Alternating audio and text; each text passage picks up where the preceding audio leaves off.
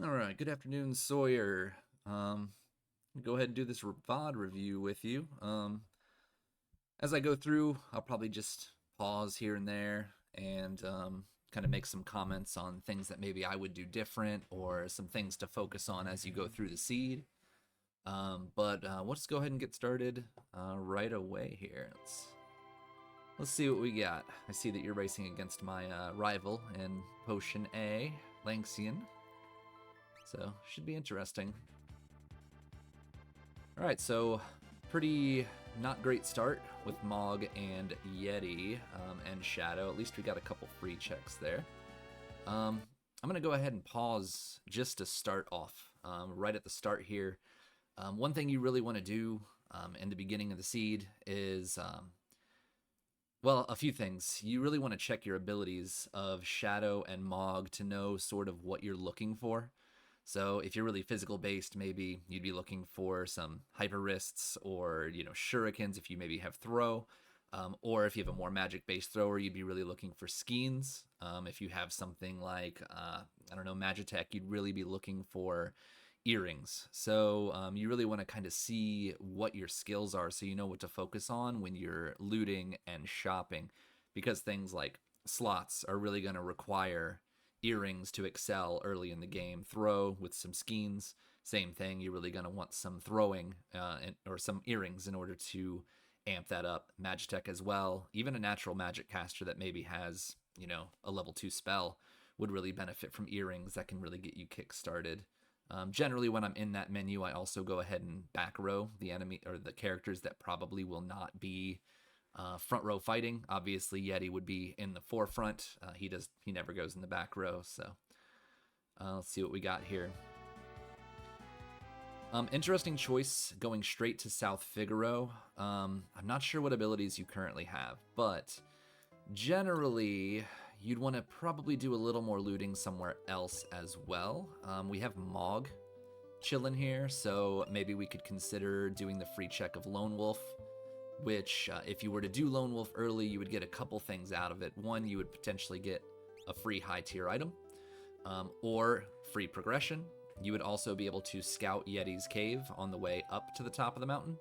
And lastly, you'd be able to scout Kefka Narsh to see if it's a character, and maybe it's something you need to consider later. Narsh also has a really good looting area with the Lone Wolf shed in the bottom right, where you go to trigger Lone Wolf, and a bunch of shops you can scout as well. See some Minervas here. That's good to keep in mind for later if maybe you need some Merton protection. I can recommend something a little bit, sort of a little bit of minutia here in South Figaro. There are some better ways to route it, so you can do one big circle. If you're interested in sort of learning that, I can definitely show you a video later on good routing opportunities to go through this whole place in one big circle. Revivifies are good. They're kind of expensive, so 11 is kind of a lot to buy early, but it's kind of nitpicky, so they're good to have around, especially if you run into some, high-level undead enemies that you're trying to get rid of early on. Looking good so far. So generally with a seed like this, I'd probably consider Lone Wolf because your checks are pretty limited. You have Yeti, which is going to kind of have a dragon and a boss with no grinding. You have Shadow, so you'd be looking at, Cave on the Narsh, which again, no grinding and a boss. You have the free check at Gao's dad's house. You also have, Floating Continent, which can be good, but it's also very risky early, and it's kind of situational. I would probably be focusing on maybe working on Gao and figuring out how I'm going to do some grind fights early. I would have looted most likely Narsh and probably Returner's Hideout just to see what kind of items I would have. I think I saw you get in your menu and I didn't look at the abilities. Let me skip around a little bit and find out when you did that. Bear with me.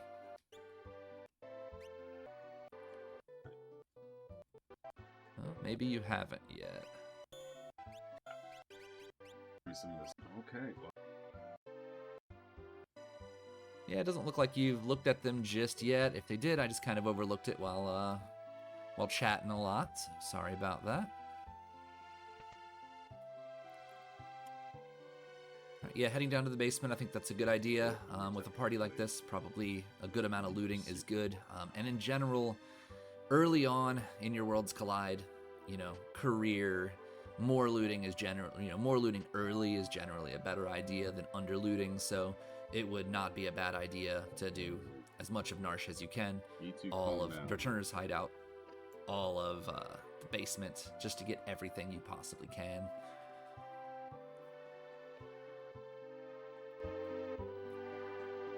You're both disgusting. Ooh. Free Minerva, always nice.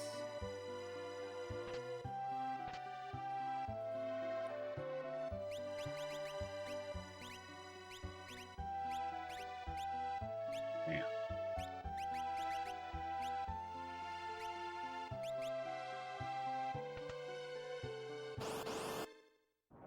Okay, I do see a good amount of people doing this sort of grind fight early.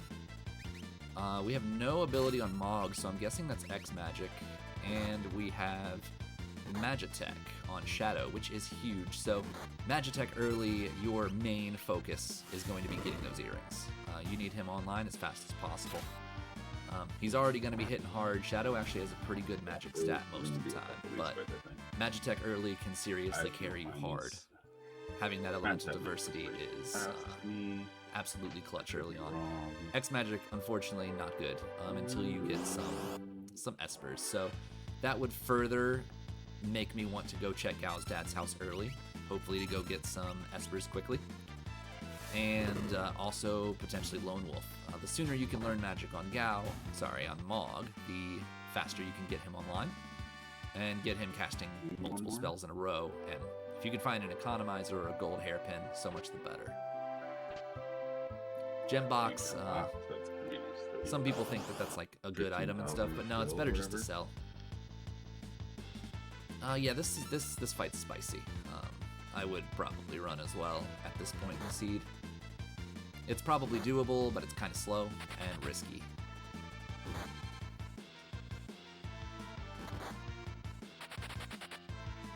The one thing that doesn't have spells. I'm going to pause here real fast just to make sure that my recording is properly getting everything. Just a moment. All right, good afternoon, Soyhr.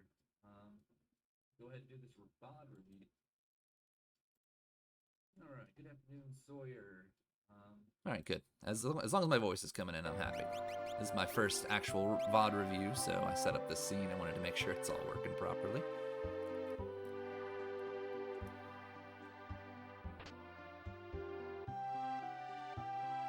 All right, so definitely in this seed, earrings are a huge focus. Red cap is nice for later, especially if you get a VK. But Hero Ring is also good. That's, at this point, basically a free pair of earrings. But the rest of the basement was kind of lackluster. Would have been nice to find maybe a shield. That way Mog can get started learning a level 2 spell as soon as possible, but that's not always doable. All right, going back into South Figaro, I assume you're going in for those earrings, which is fantastic. Now, just to go back to my previous point, had you checked that you had Magitech ahead of time, it would have been really good to go ahead and just buy these earrings the first time you're in this shop. Sell what you got. Ideally, you would have done Narsh, Returners, or at least one of those to have some sellables in order to do so, however. So that way it limits the amount of backtracking you have to do to come back in here and buy those earrings. Yeah, Hero Ring, great. Batguard, always good to have around for early on. No complaints there. You have some pretty good selling things that you can sell. I think selling the gem box is a good idea, because I already have selling the gem box was definitely the right idea. 2 of them, when earrings will be just as fine. Now a little bit, just to go into, routing. So one thing that's really big in Worlds Collide, it doesn't feel that big, but over the course of an entire hour-and-a-half seed, it can really add up to several minutes across the seed, and it's kind of a good way to start being really mindful of how you route your seed to have the most optimal flying that you can find. So in this case, you started right above Narsh, and you kind of flew straight down south to South Figaro, and then doubled back and went up to Returner's Hideout. Now, it would have made perhaps more sense if you weren't going to do Narsh, maybe to go down just straight to Returners. It's just a little bit south, and it's on the way to South Figaro. So you can go there, you can check your, you can get all your loot in there, check the shop, maybe you find some warp stones or some smoke bombs or some other things that you might need, and then head to South Figaro. That'll give you some sellables in order to make use of the shops in South Figaro as well. I was going to stay in my party if I find sellers. So in general, if I was going to loot everything, I would probably start the seed, going to Narsh, zip over to Shadow's free check, since it's just to the east, and then back southwest to go to Returners, and then on to South Figaro. Sellers and dope. Fire Rod is nice. Can't complain about that when you have a magic-based party. Anything with Genji next to it, great to sell, unless it's got a Genji glove. Genji glove you keep. Genji armor, commentary is helping. It's a great amount of money. Review, but okay, so pretty decent sellables in Returners here. We'll grab the shop on the way out. Still kind of in looting phases. Oh, there we go. Shield. So there's that shield we were looking for. I would personally put that directly on Mog and get him learning a level 2 spell as fast as possible. Perhaps even take a couple grind fights in order to teach it to him.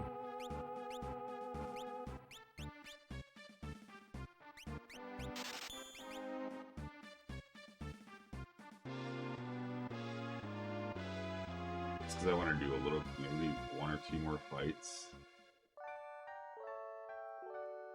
This is okay, but it's kind of a little bit of a time loss. One way you could consider grinding is perhaps going up to Narsh. You could trigger the training house. At this point in time. You can go in there and it has the bucket, so you could take a sip off that, head outside and do some more grinding as opposed to doing this. Plus you get some loot as well. But it's all a matter of preference. I think floating content's always good for aspects to me, but my experience. Now, I'm not sure if you know this, but if you strafe in your airship, it will make it so that you will not run into Doomgaze.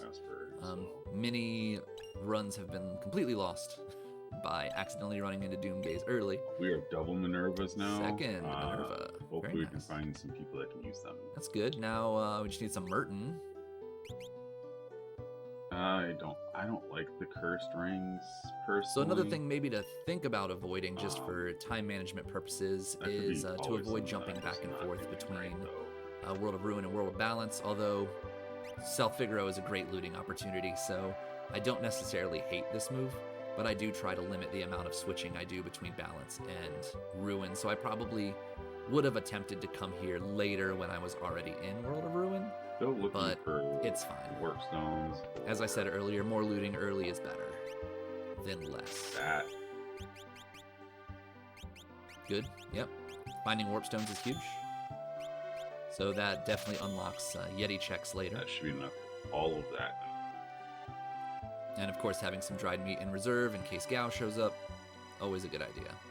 Now, one thing to consider early on, when you have a Yeti check, I'm not sure if you're going to do this, but one thing you might want to consider doing with starting Yeti is avoid how much you sell and loot a lot and then buy cheap stuff from shops. So if you find a dirk for a couple $100, or you find some leather armor, leather helmet, something like that in the shops, just buy those. And then you're already in the World of Ruin. You've made the choice to come here. Why don't you go ahead and zip over to the Colosseum with that Yeti? And maybe with all those items that you got, you find something really cool there. Yeti rolls through it for you, gets you some really good early gear, and you move on and start doing your checks. Item shops are not as important to me, so it's really mainly getting... So still no saving, so this is extremely risky. No saving and just raw flying through World of Ruin is a good way to lose the 10 minutes you've gotten so far to one single Doomgaze fight. You might get lucky and find leader, but more often than not, you're going to find some nonsense that will just take you out. So be very mindful of that. Can I get that now? Generally, if I'm going to be cruising around the World of Ruin, I will save before I start flying around. I don't think we'd be able to. Yep, I agree with all of that. Genji Glove is good, but probably I would have maybe made note of that. And if you happen to find a couple big weapons you need to use that Genji Glove for, you maybe come back for it later. It was a lot of money, so I would have probably spent that money on the Esper or on Zen Thief instead of a Genji glove that you can't use right now. It might come in use or it might not, so it's kind of a risk buying it this early without any reason to use it. I am interested in seeing what your routing is in terms of your check order. Full. Just in case I find a Still no saving. You're risking it. I'm glad it hasn't bit you in the butt here, but that's definitely risky.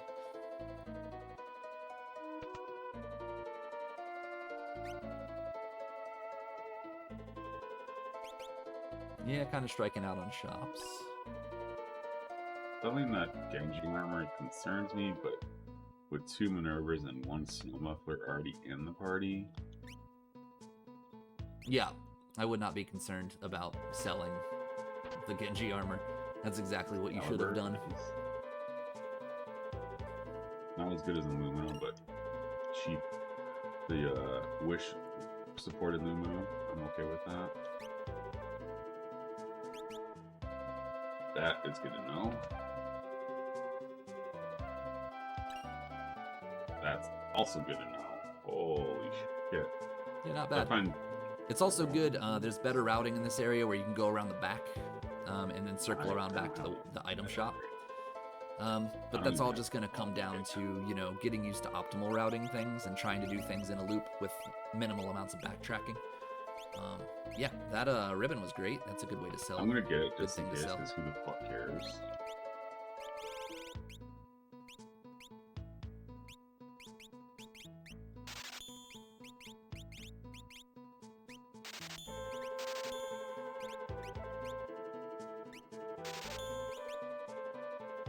Especially with Aura Lance already, like this, I kind of check like stuff. Dragonhorn is an interesting choice. I didn't see if you've already gotten Dragoon Boots, but we don't have a natural jumper right now. I think I saw Dragon Boots though. That would give me a jumper, and also an X magic user just to build up magic for the final Kefka. Yeah, I could see that. Did we check to see if the Aura Lance can be equipped on anybody else? I guess it could be equipped on Mog, but Mog is also going to be a pretty strong magic user. Personally, I would rather learn that level 2 spell from that shield and just X magic that, and use the jump perhaps as a backup. I should have grabbed knowing that I had Mog. But I'm not sure the value of jumping with Mog as X magic, at least this early, is sort of the move. So it goes back to, you know, you can take note of it and come back for it later if that's sort of a build you're looking for. I'm not taking any of that stuff right now. But the immediate use is negligible when the money could have been better spent perhaps on checking Zen Thief and getting the Esper from him if he's got one. Okay. All the throwables I need to.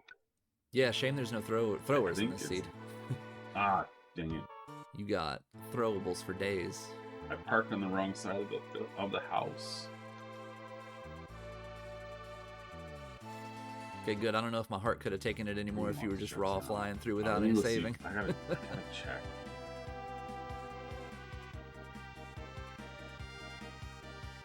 I'm pretty sure I found it here. I feel pretty good about this start so far. Looting and getting these items are nice. Drag boost. Where else did I go?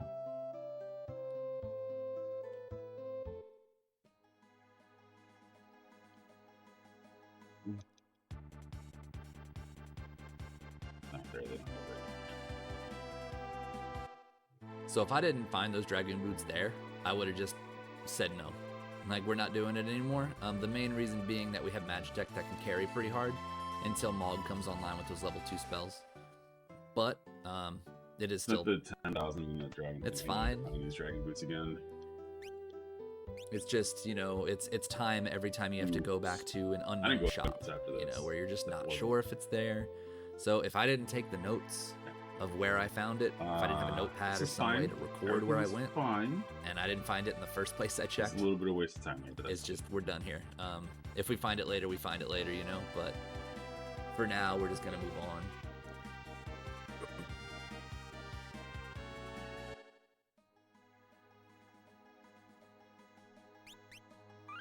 Whew, okay. Okay, now we're safe.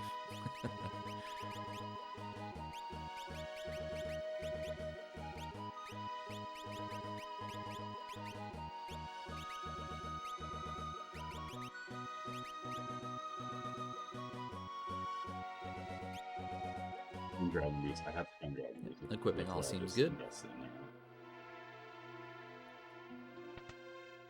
So what I assume you were doing is you decided to wait to come here, get some items, get some degree of offense to get started, and maybe consider doing Kefka and Narsh with 2 characters. That is definitely an option. It's a possibility. Risky, but if you come here at this point when you've already done some grind fights, you got some gear, it's a choice. The 6th empty chest could pay off too in a race setting.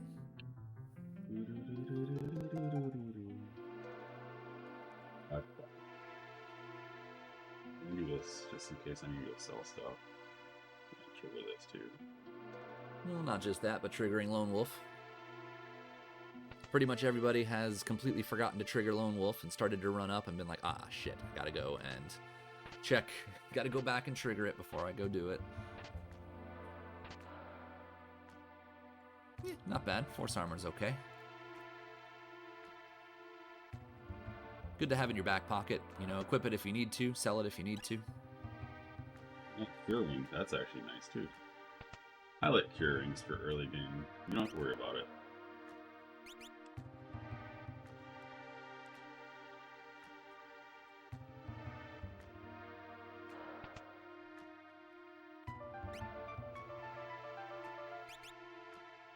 Oh, dude. Another horn. It's teasing you.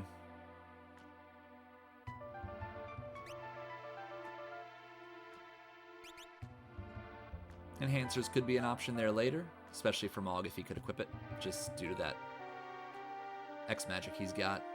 Making full use of that is pretty huge, especially early on. Magic is so busted in this game. Generally, as long as you don't find something that's going to absorb ice from that ice shield, it's done for.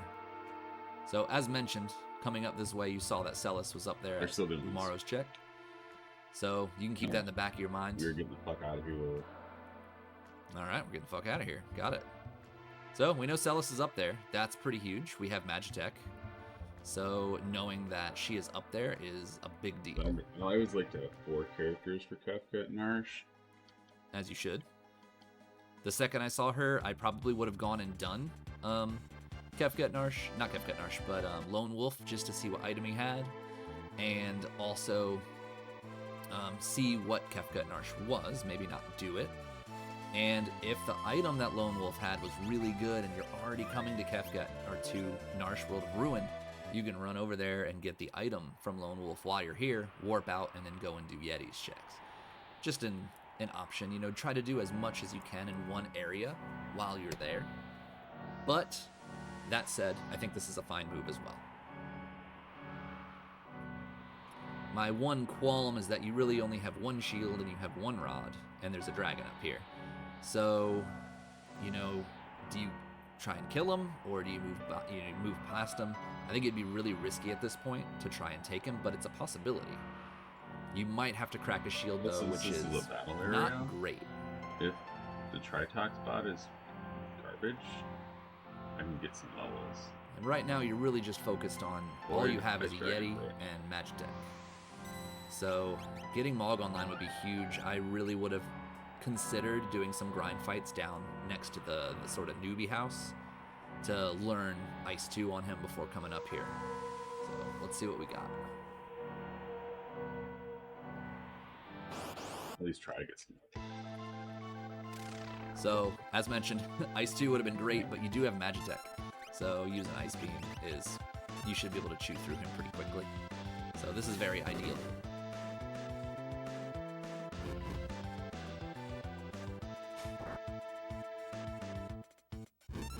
Not only that, but this should just teach you Ice 2 on Mog, so I think this all worked out in your favor for sure.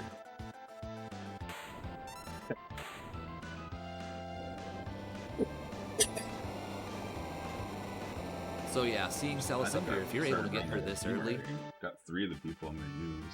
if you just snipe her, get her in your party, head straight to Magitech Factory and hopefully clear it, you got yourself a Shadow online with unlocked Magitech and Magitech Missile. If you have a +2 Magic Esper that you find somewhere, you're sold. He'll be shooting 9s by the end of the game.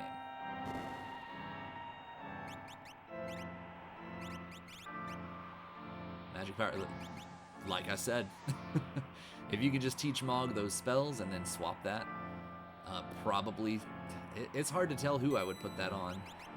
I'd probably keep it on Mog to start, just to buff up those level 2 spells, and then put it on Shadow probably the rest of the game for that Magitech Missile.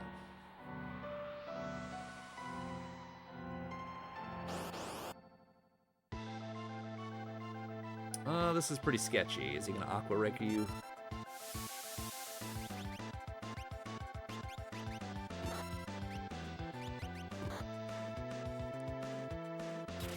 So, Blue Dragon, he is water. You'd be looking for lightning on this boss. Learning some weaknesses and things like that on bosses overall will save you a tremendous amount of time. So in this one, definitely you want to be using lightning instead, and then Mog can just slap down some Ice 2 X Magics. You might not be weak to it, but having 2 earrings and double is, double Ice 2 is going to do plenty of damage.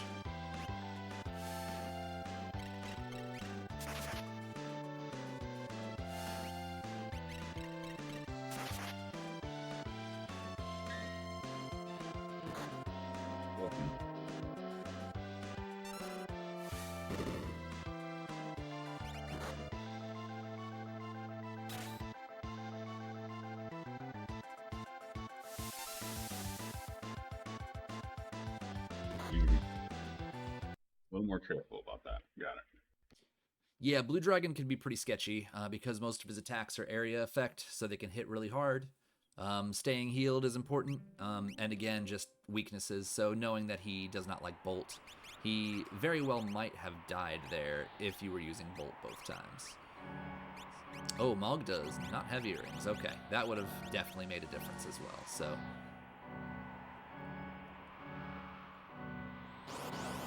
Okay, grind fight, that's fine.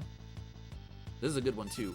Dante, he is the version that is killable with Revivifies. So he's undead, so you drop a Revivify on him and he will go down right away.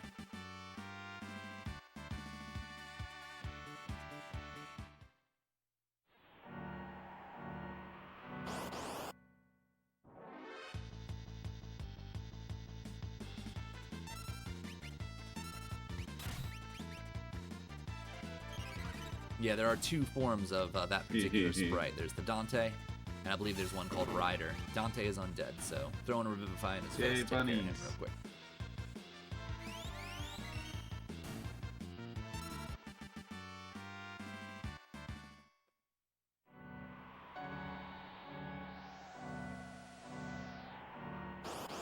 Dragon's coming for you. Dragon doing here.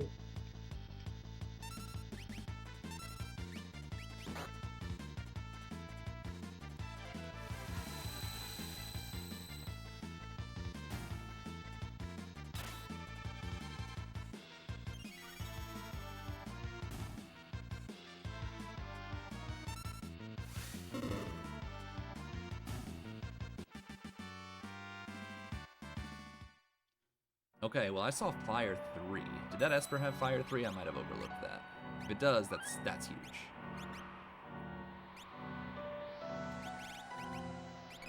I would be using sleeping bags here. Well, I guess not. You are pretty much at full life, so Teacher is fine.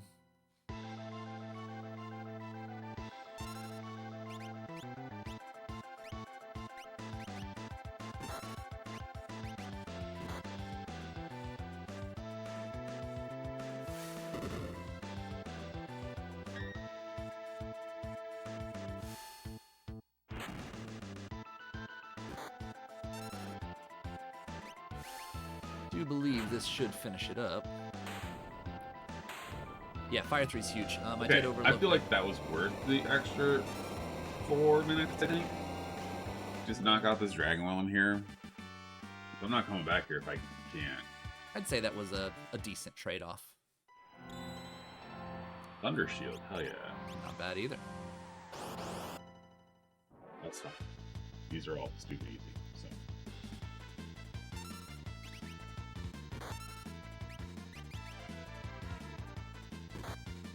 Carrot. It hit me with a carrot.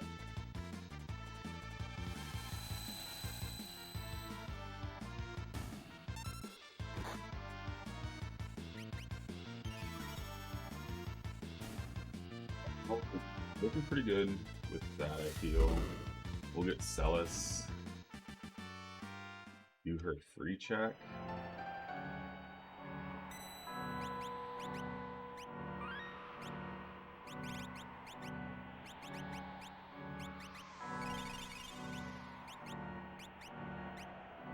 I don't know how it's going to take that.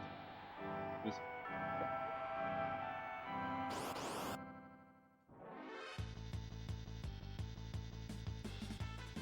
Yeah, I think at this point, grind fights are pretty pointless. After you killed that dragon, that's pretty much gonna skyrocket your level. You'll be perfectly fine. You already have Fire 3. Something else I probably would have considered, and I didn't think about it at first, was once Mog learned Fire 3, maybe consider switching that Esper over to Shadow. That way he could have learned Fire 3 from the dragon kill. That way you have 2 casters with level 3 spells. Level 3 spells that's going to beat Magitech, at least until you get the missile. Spell I get is a frickin'... It's not a huge deal, but having, an X-Magic Fire 3 caster and an extra Fire 3 caster in Shadow just bumps up your offense that much more.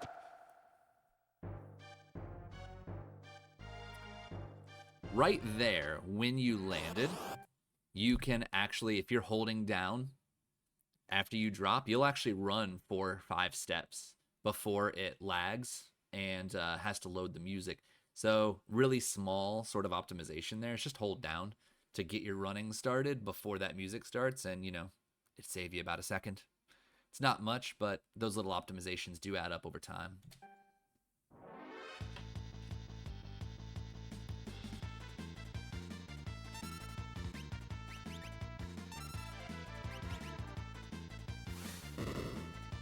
Here I would have Ice 2 everybody, and they would just die in 1 turn.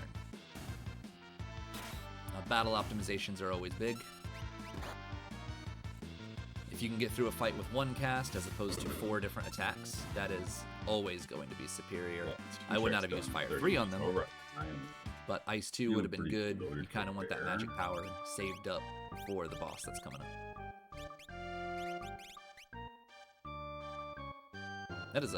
That is a thick Esper too. That is a really nice Esper. And an early magic +2 is just massive.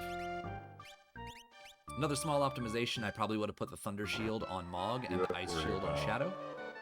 Mog already knows Ice 2, so throwing Thunder Shield would give him just a little bit more elemental variety. Not huge, but just something to keep in mind.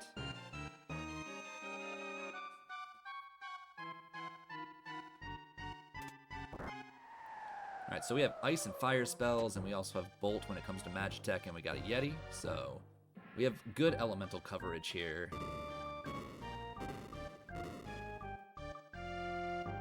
Obviously, the hope is we run into, Tritok here.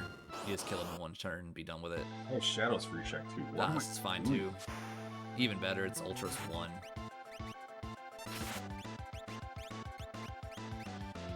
So back to efficiency's sake, one thing to keep in mind in Worlds Collide is you do not need to attack with everybody. In fact, usually it's more optimal. It's optimal to skip a character if they're not going to be as useful.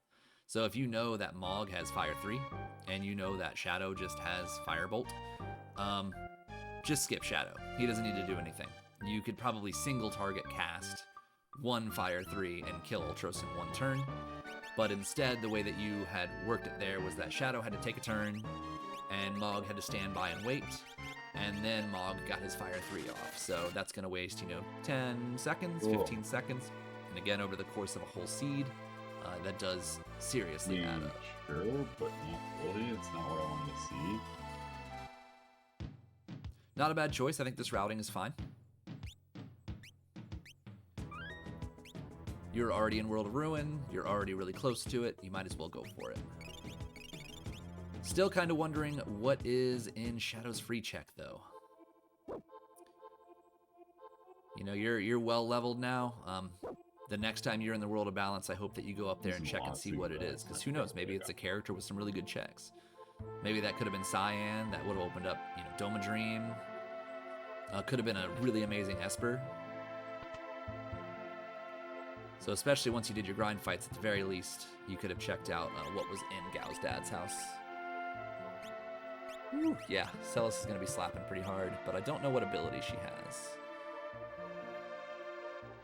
I don't really think it matters what the team you have. Whatever she's got, a little bit of magic will get her moving.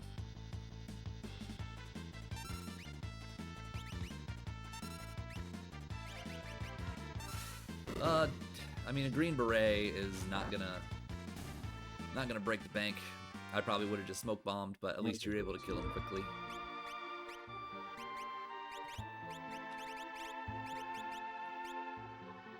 Oh, so she has jump. Okay.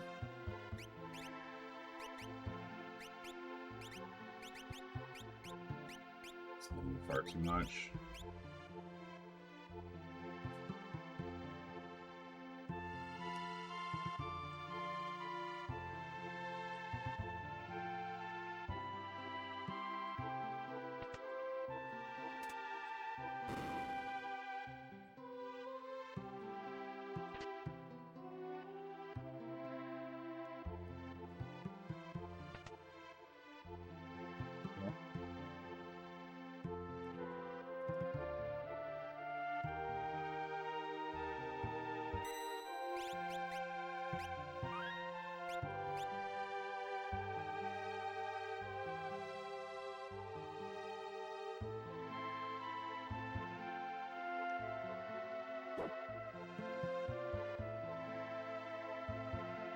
One good thing here is that once you finish this check, it'll send you down to Thamasa. So if you were to just run out and hop in your airship, you'll be pretty close to Magitech Factory. Guardian is fine. I might have checked to see if maybe Celis could use that Aura Lance for her multi-jumping power. But she's really not the priority here. Using Bolt 2 is fantastic. Guardian is weak to water, as most machines are in this game, as well as lightning. So either one of those would have worked if you had it.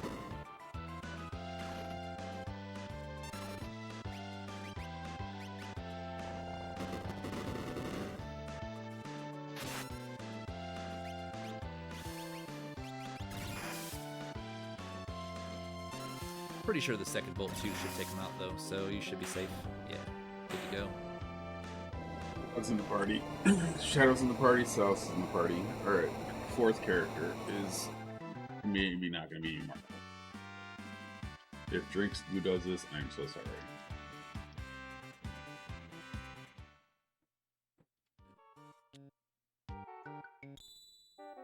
Now the real question, you gonna pet that dog? Or are we gonna have to invalidate your run? Alright, there you go. Oh, you pet him twice. Nice. My two dogs. Alright, I was gonna stop the review if you didn't pet that dog, so we'll keep going.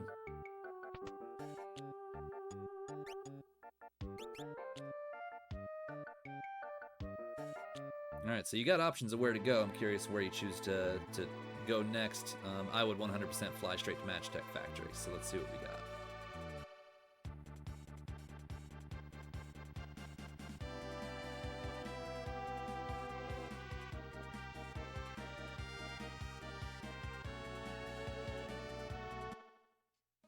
All right, interesting choice. Not sure what you're coming back for. Let's see what we got.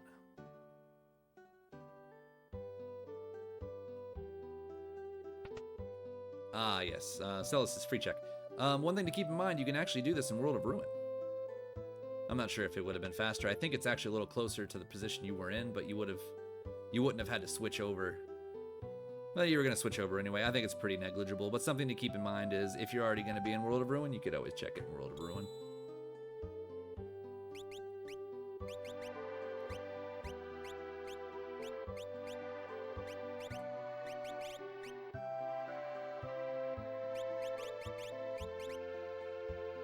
Well, well, well. What have we here? Merton, and you have 3 shields and a Minerva. So, I do hope in your head you're saying, wow, Minerva. And I think Merton. Magic Power 2 may just be parked on Mog. Yeah, I think at this point, teaching Mog Merton and then giving him that +2 Esper, now that you found a Merton Esper, that's it. That's all he needs for the rest of the game. You just give him Merton and +2 magic. Stuff is next. By the time you get to Kefka, you're going to be doing 9. Still Satisfactory. But I would like to farm some levels. You definitely don't need to farm levels. You killed a dragon, you killed a couple decent bosses. You definitely do not need to farm any levels. You just go straight to Magitech, and what you'll do when you do Magitech is you'll kill the bosses, which helps. And you'll be able to have the grind fights in the railway section. So, yeah. Hopefully you don't choose to grind here. I don't think there's a reason. Your party is extremely powerful now.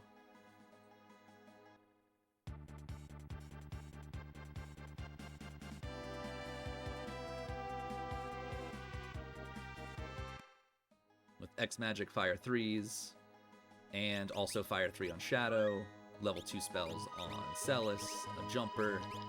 The only thing, as I mentioned earlier, is I would just consider, oh my goodness, double Merton and Cure 2. That is fantastic. Now, I don't know if I would have taught Shadow Merton here, because Shadow is about to get Magitech Missile, which is huge. It does a lot of damage, negates defense, and causes seizure on the enemy. So you could pretty much just make him your missile shooter. Not to mention he gets X-Fer for instant death. He's got Heal Force. You can go ahead and use that for a little bit of healing. I think with X Magic, you have Mog giving him Merton and then throwing on that +2 magic. You have 2 viable in-game builds already. And one fun thing about Worlds Collide is that really you can get through most seeds with 2 carries. I saw Stelis and was like, I'm going to go get that right now. So if you have 2 really powerful characters, which a decently pumped up Magitech Missile user and a Merton X Magic user, Merton X Magic can win the game for you already. The only thing that'll stop you is things that absorb either of those elements. But you can get that online, you're done for. You're finished. That character is wrapped up. So if you can get 2 characters online and really powerful, and then also another character that's going to be a little bit more support, you know, has your cures, your dooms, your mutes, perhaps haste 2, things of that nature, you'd be good to go. So let's see what this guy's got.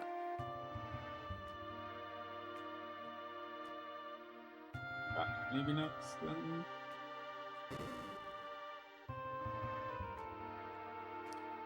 It's decent, but you don't know if anyone can equip it. But that's something to keep in the back of your mind. If you find a lock later, and you know you want to get rid of Yeti, you can throw lock in there. Hopefully you find yourself an offering somewhere along the way. You've checked everywhere you can except for the floating continent right now for that offering. But you know, Valiant Knife on lock, even a single target, single hit Valiant Knife can still throw 7,000 damage by itself. So even without an offering, it's a viable build all alone.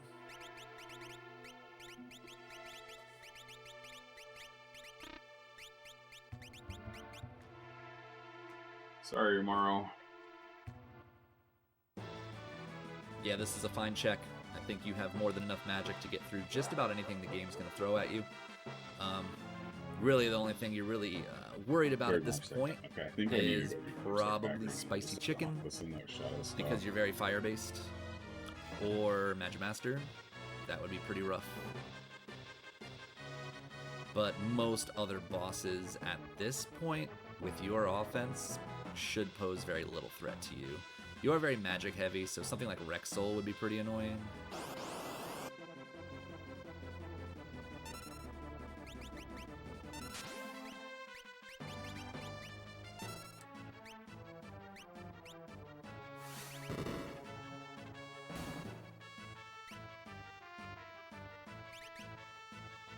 I would say this is another one of those times where you know that Mog is your caster, and he's not only just a caster, but a powerful caster at that. So just doing his one attack with an AoE magic level 2 spell would probably kill all 3 of them in 1 turn, as opposed to 3 turns.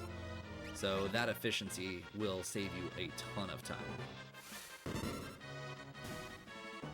Much of Final Fantasy VI and getting faster is how do I finish fights in the very fastest way possible.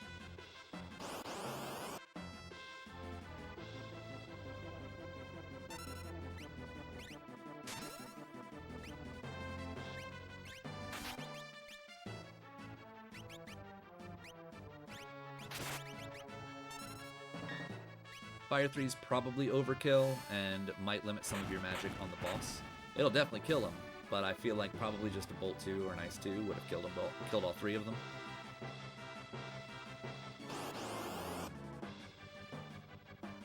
Annoying fight, yep. Get the hell out of there. Not worth it.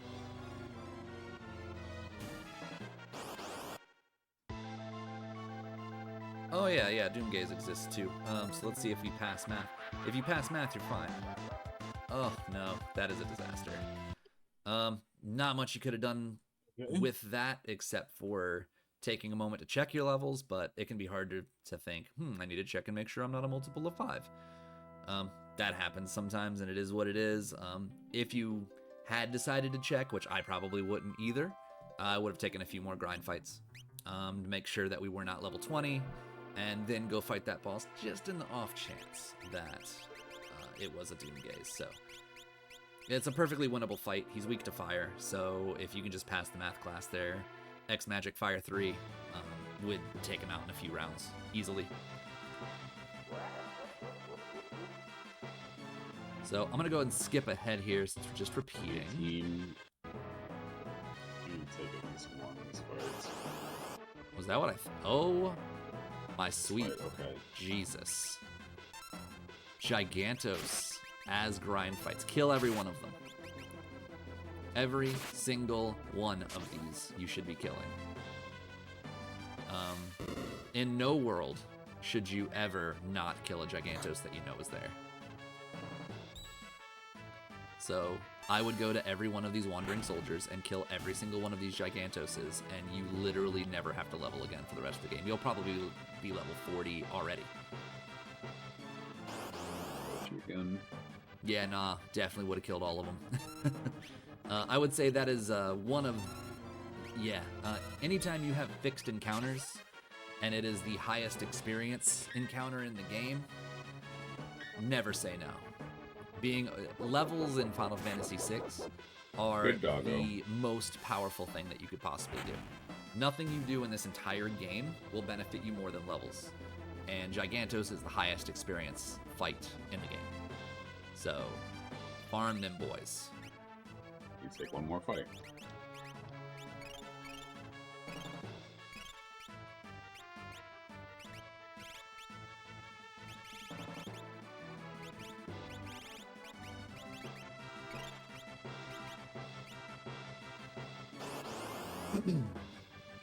Think what I wanted to take.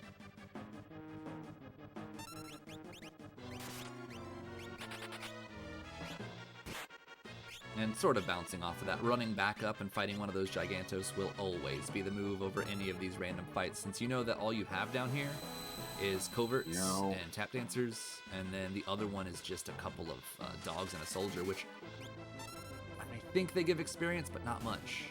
Gigantos would instantly get you up above level 25 in one go.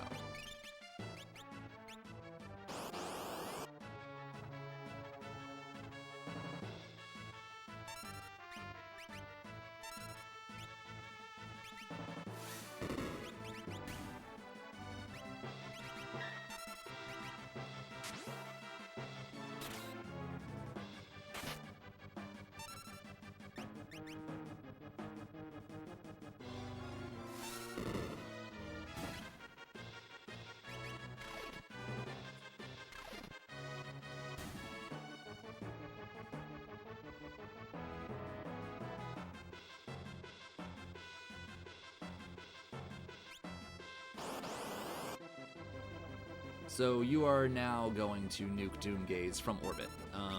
There should be no way in any conceivable universe that he could ever kill you after fighting multiple Gigantos. You just get to eat him for breakfast now.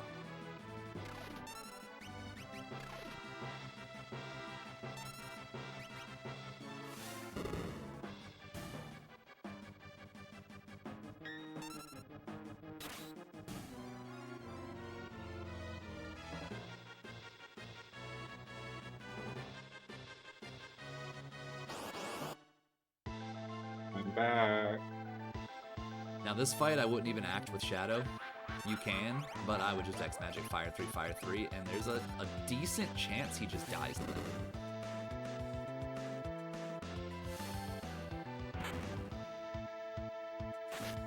Yeah, since Celis doesn't even have earrings, I probably would just let her stand by and do nothing. Mog should just obliterate this dude.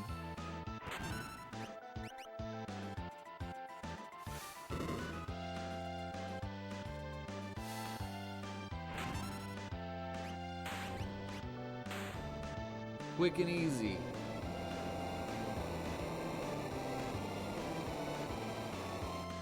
Cool.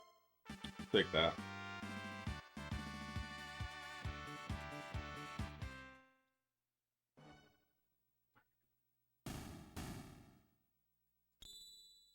That's unfortunate, though, that it's Very good dead. check.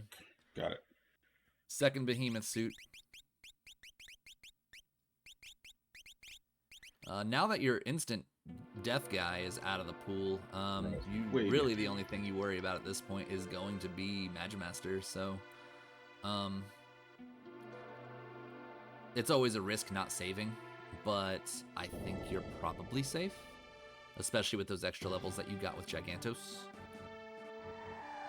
That should ideally save you from just getting annihilated if you happen to run into him. And, you know, worst case scenario, you use Yeti. Also, Magitech Missile is huge against Magimaster, so my personal preference with the characters you had would have been probably to go ahead and do Magitech Factory first. That way you could just get that online and start moving fast.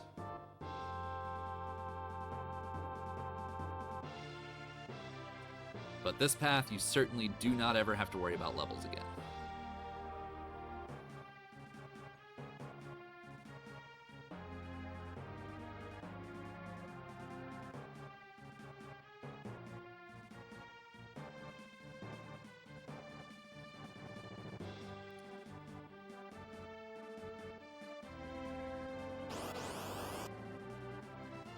Oh, okay.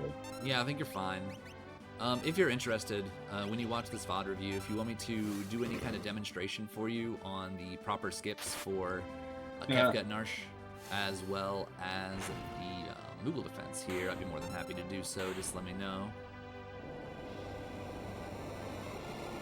And I'll also type up sort of some notes, just a little cheat sheet on some things at the end.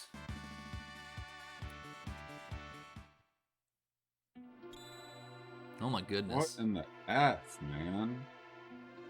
Hey, I heard you like behemoth suits. So I'm going to give you behemoth suits in every single Mog check. Enjoy.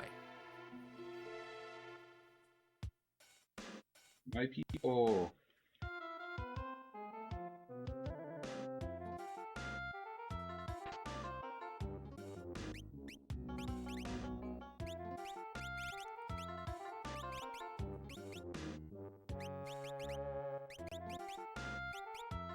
I just use your warp stones. You definitely got a bunch of those, so I would have just hopped in that item menu and used one.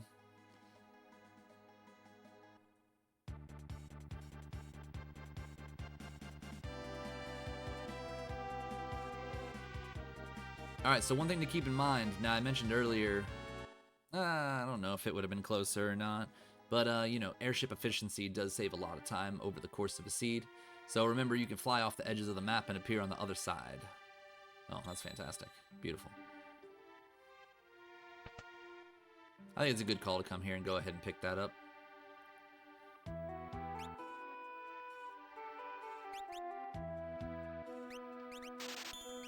Yeah, I agree with that. I maybe would have picked up an Atlas Armlet too, but not huge.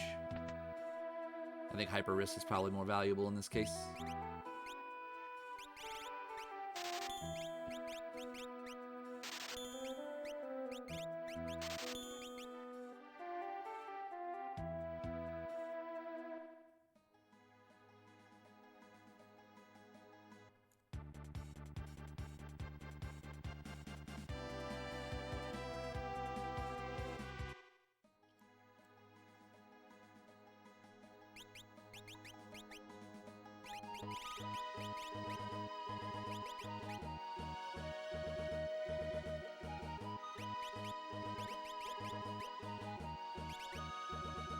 So, Mog was pretty close to learning Merton, and he's not a strength-based character.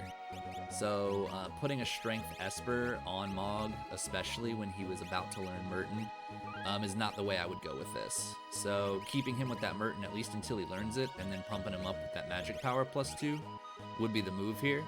You got a +2 strength Esper, and you got a jumping Celis. So, jump is going to be vigor-based, so you'd want to put that strength Esper on her instead. And again, just to reiterate, I probably would have checked to see if that Aura Lance could go on her, since lances do extra damage from jumping. I'm not sure if you checked it already, but that's definitely something I would have wanted to do right away. I was told once that there's always a decent chance for good weapons here. So Mog can use Enhancer. I would consider that, for sure.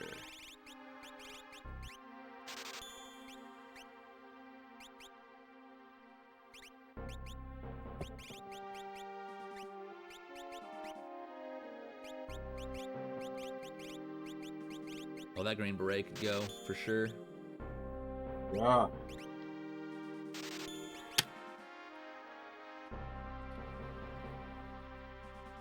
Could be better stuff out there, but at least I have it if I need it.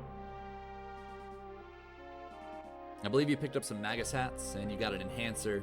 So again, always being mindful of what build you're working toward on each character is important. So, you know, an Enhancer and a Magus hat on a Moogle with Merton and 2 earrings, you'd be throwing down, 7,000 damage across the board on just about everything with that at this point, with the levels that you got. I know where DK is, so if I need to get it, I can get it. Ooh, that's nice. This is the armor seed, isn't it? Armor magic seed. Behemoth suits, Minervas, force armors, you got it all. Of course, you have your free snow muffler.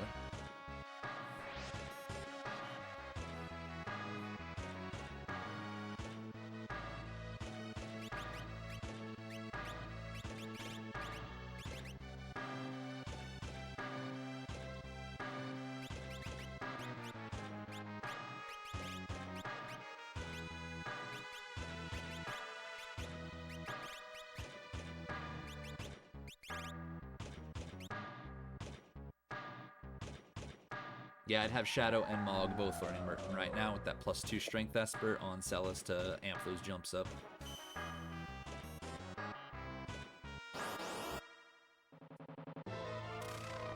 You're fine. No worries here. Fire 3 to start with Mog, and then you can use your Magitech once he goes into second phase.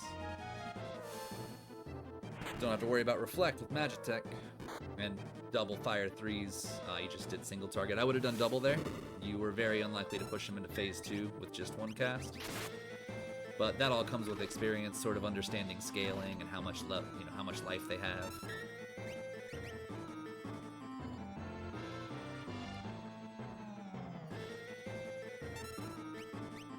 So this is a good time to mention something as well, though. When a character's ATB is up, it's not always optimal. In fact, it's probably not optimal most of the time to queue them too far in advance. Generally, it's good to have one character doing an action at a time and being ready to go ahead and activate their ability after the previous action has happened. In this case, Celis was in the air, but Shadow, he was using fire, or his fire beam. So while he was working on his fire beam, you could be in Mog's menu ready to cast, but you haven't selected the action yet. The reason being, when you use that fire beam, it pushed him into phase 2. It caused him to go ahead and put up Reflect, but since you had already queued up Mog to do his fire 3, it's going to ping off of his Reflect and hit you. So avoiding that, over queuing can cause some issues in the long run for sure.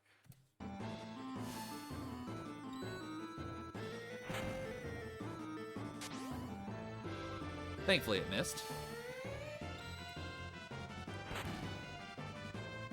And you have a Minerva anyway, but it's still a very important skill to keep in mind. Over queuing can get you in trouble from time to time. And in this case, Mog is completely worthless unless you want to break a rod on him or a shield. Rods and shields will completely avoid his Reflect, but clearly you can just use a Celis and she'll just stomp on his face until he dies, so that works too. But another little small optimization when it comes to Reflect is just that you can crack shields and rods and they will not reflect back on you. So in that particular phase, that's the time to use your shields or rods if you want to crush Doom and you don't have, you know, a Celis throwing down 10,000 damage with jumps. Oh, well, there's a free VK. That's cool.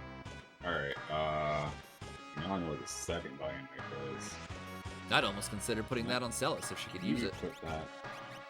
Oh boy, can she. Oh, I would have equipped it right away. No hesitation.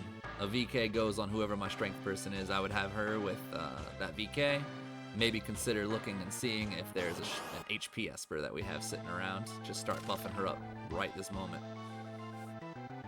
Jump is working though, so even without it, you'd be fine. Damn it, tomorrow. Like many of the other bosses you fought, Chatternook is, you don't like fire, and you got fire. So, fire 3, X magic, you're gonna do some serious damage.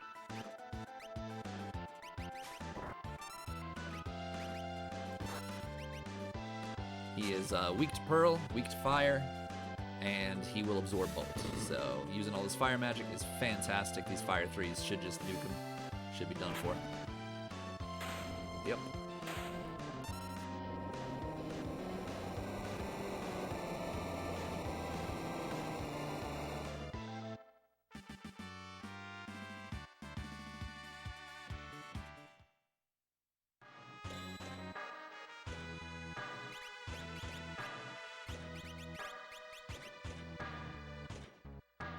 So HP plus 50.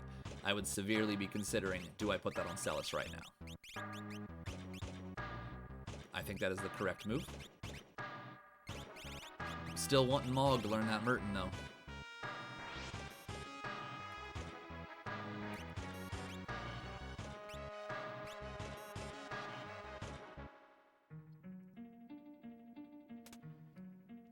Should have waited for that menu. I agree. Generally, I will avoid going in the menu for any reason if there's a save point upcoming. So if I know there's no combat happening, there's no boss coming up, there's nothing else going on, but there's a save point on the way, and I'm gonna go in that menu anyway, I'll save, I'll get to the save point, I'll do all my equipping, do all my Esper swapping, do all my healing, sleeping bags, save, all in one menu, which, you know, every time you open the menu, it's gonna take about a second, second and a half, and then closing is a second and a half. So over the course of an hour-long seed, it will 100% add up. You go close my windows real fast while you're doing this.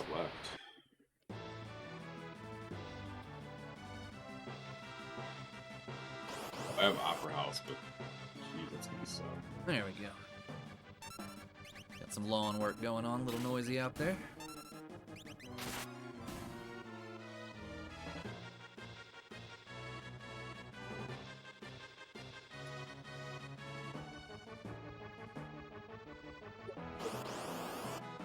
There's a boss fight up there too. So now we're officially about halfway through the seed. So at about 30 minutes for me personally, I like to know, like, what are my characters doing? What's my plan? What is my overall offense goal? You know, what are my character strengths and weaknesses, and how are they going to carry me to victory? So looking at this entire party right now, I think Umaro is going to be out at some point, your offense is so obscenely powerful otherwise that Umaro has no purpose in a party like this. He is not going to do enough damage. He's just going to cause too much chaos, especially in Kefka. So we're looking at an X-Magic Mog. We got a Magic Power +2 Esper, and we have Merton Espers. 100%, we're looking at Merton Mog. That's what we're doing. We got X-Magic, we have Elixirs, we have ways to make it work. We have a Shadow that is chilling here with Magitech. We got Celis in our party. We're doing Magitech Factory. We're looking now at Magitech Missile, X-Fur. You know, if we can get a +2 Magic Esper on Shadow, he's going to be hitting really hard as well with that Magitech Missile. As a reminder, Magitech Missile completely negates defense, and it casts Seizure on the enemy, so they'll start taking periodic damage like poison. So just spamming that, it's extremely fast. It takes no time at all, and does a good amount of damage, ignores defense, adds a dot effect. It's just very easily spammable and a good source of consistent damage. Celis was a little bit of a wild card at first. Jumping is fine, she was really slapping with it. But I think VK is probably better. And you could still jump with the VK and do tremendous amounts of damage because she's already jumping hard. But you find an offering, you've had her on a plus HP Esper the whole game, you're done. You have now a VK offering user who could jump if you so desired. So those are my 3 characters. Whoever the 4th is, I don't even care. What the 4th is going to do is be my support. He's going to get some Espers that is just going to give him things like Doom, X-Zone, Cure, Mute, Calmness Protection. Things like that. The one who's not going to be doing the consistent damage can sit back and keep my carries moving fast. Senor Behemoth, I see that you know he is weak to fire. That's fantastic. Also can be instant death, but I don't think it matters because you have a Mog dropping meteors on people's faces. So, perfect. That was flawlessly executed. But never stop holding A in combat. When you finish combat, hold that A button, just let it roll. All right, so you have unlocked Magitech. Shadow is now online. So where are we going next? Let's see. So we still have Opera House and Floating Continent. It's kind of smelly. I hate both of those options. You still need Espers and characters. I think this seed is screaming for a Floating Continent. Floating Continent has 3 things that you can get, and 2 of them are guaranteed progression. Option 1 and 3 can be a character and Esper. It's guaranteed character Esper, and the one in the middle can be an Esper and item. So yeah, I think this is the correct call. It would have been nice to find another character at the end of Magitech or in any of Mog's checks, but alas, that was not the case. So Floating Continent's your move. I'm gonna skip around a little bit since we're getting to the meat of things here. Mesosaurs, that's cool. I know you're gonna nuke them down. Moose, I know he's gonna get nuked down. Skip on through. What boss we got? Yeah, this is probably the most annoying, but Shadow with Magitech Missile is what you're looking for.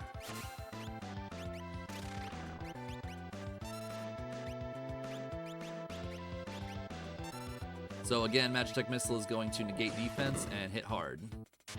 And be speedy.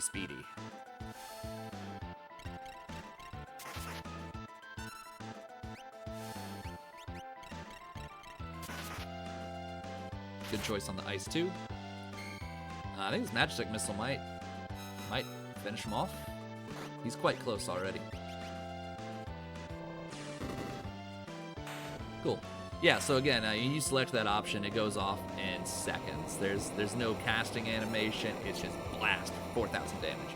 You put him on with a +2 magic power Esper, and by the end of the seed, he's going to be hitting 6s, 7s every time he casts it, which really adds up quite fast. Boss number 2, Inferno, Striker, and Rough. So, Inferno, don't use fire magic. Inferno, fire, don't use it. But you do have Ice 2. Sorry, not Ice 2. Apologies. You have Bolt 2, I do believe, which you want to zap him with that, which perfect. Understanding boss weaknesses is huge in Final Fantasy VI, and it's good to see that you know most of them. So, keep that up, because these 2 will kill him. He's the definition of a glass cannon. He could ruin your day, But if you got Bolt 2 and a strong magic caster, homeboy's dead. He's got like 15,000 life. He's done. Well played there, I think, on both accounts.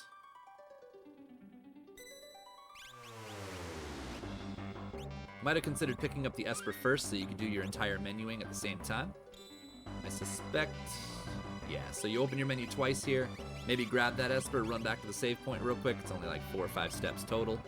And go ahead and do your whole equip and your save and everything else.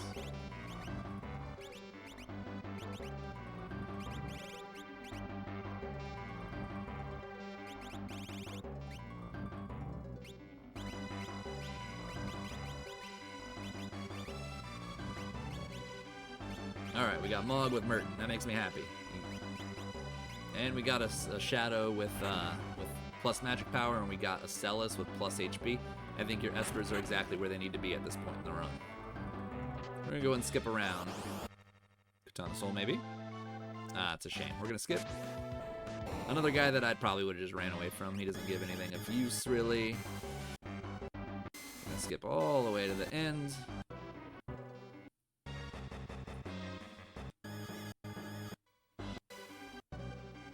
Needs to go, because I have 2 magic users.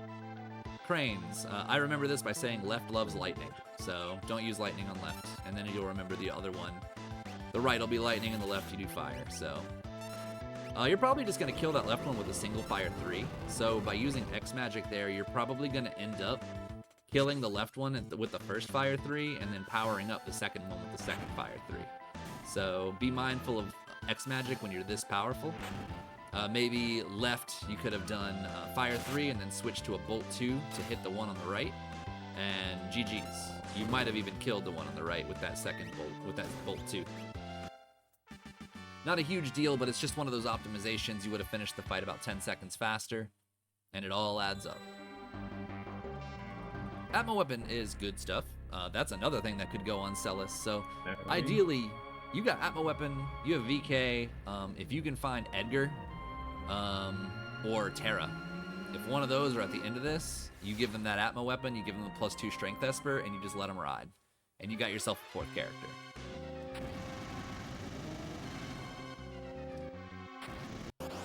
But it's not necessary. Your current 3 characters are more than enough to finish this game quickly. If you get a good 4th character, great. If you don't, it really is not a big deal.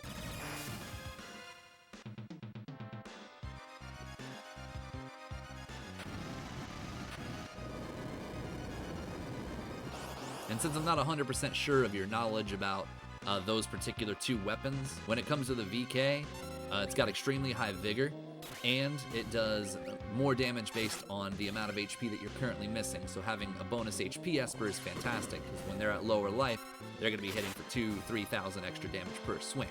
So that's what you want with VK. When it comes to Atma Weapon, extra HP is good, because it does less damage based on the percentage of HP you're missing. So if you have 60% HP remaining, you're going to do 60% of that damage on the Atma Weapon. Atma Weapon also negates defense, eats straight through it. So generally on Atma, maybe a little HP is fine, but what you want is a lot of strength, vigor. And maybe if you really need to buff your HP up, you could think about something like a red hat or a muscle belt to just buff that HP a little bit so that if you do get hit, it doesn't reduce your percentage so much and keeps that damage high.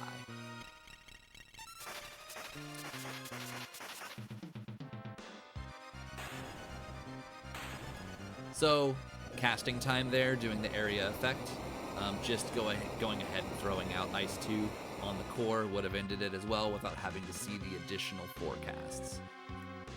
Just more nitpicky stuff, you know, little things that to be mindful of. Character, please. Oh, it's kind of a disaster. It's Opera House locked, huh? You hate to see it. You hate to see it. But on the plus side, that is Fenrir, so that's our calmness protection. Pretty mediocre, but I mean, Haste 2 isn't bad. It's good to have, you know, for Kefka.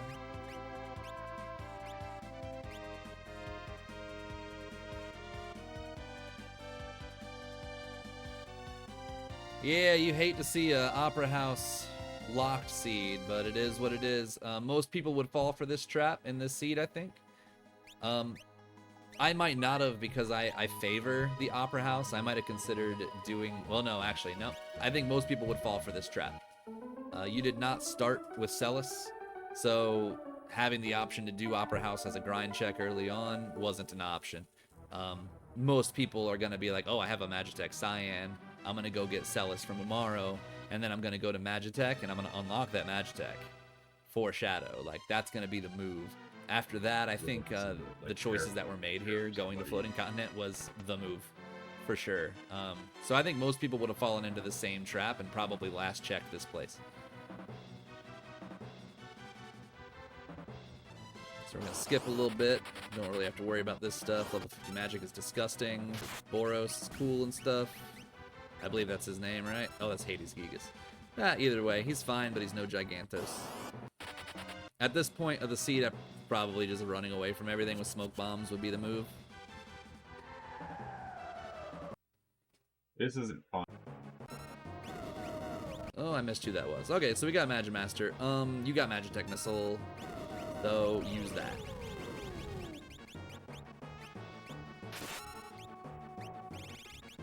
Alright, so I'm going to take a moment to go over a couple strats when it comes to this dude. Unfortunately, it is, most of this is going to be completely negated because you have a Yeti in your party. This is one of the fights that is going to punish you the most for having a Yeti. Because even if you had Berserk here, Yeti would have hit him and caused a shield shift. And that completely just, it mostly negates the benefit of Berserk. In that he won't be casting magic on you, but also you have to kind of track down his weakness and figure all that stuff out. By having the Yeti and causing a shield shift before you can do anything, it's a huge liability. Couple tactics on how to deal with this dude.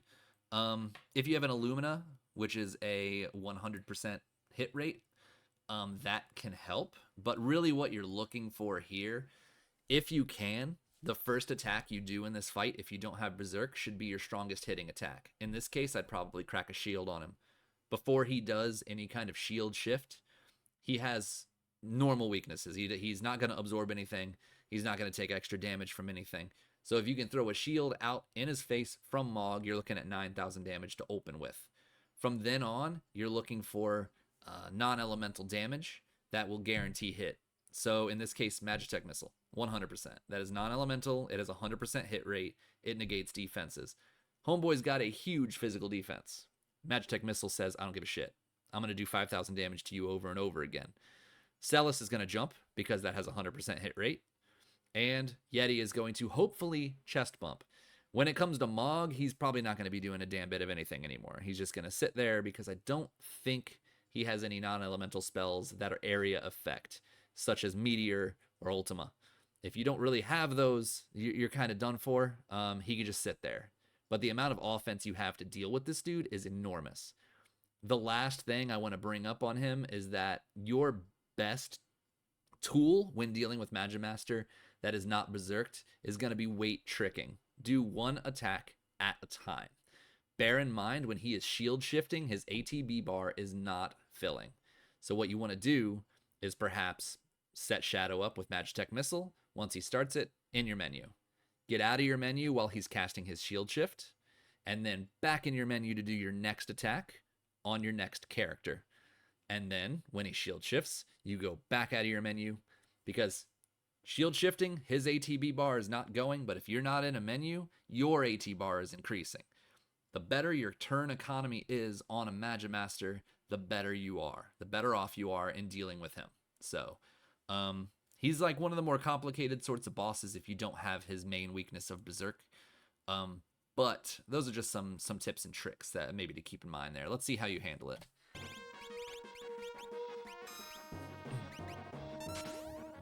Jump is correct.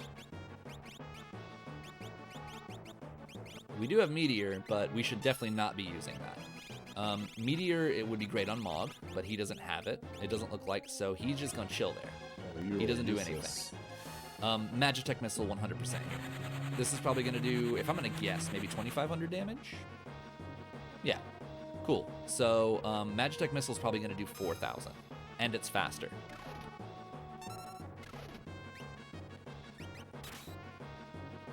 Now, as mentioned before, if Mog's not doing anything, he is your weight tricker. That's all he does now. He sits there and he weight tricks.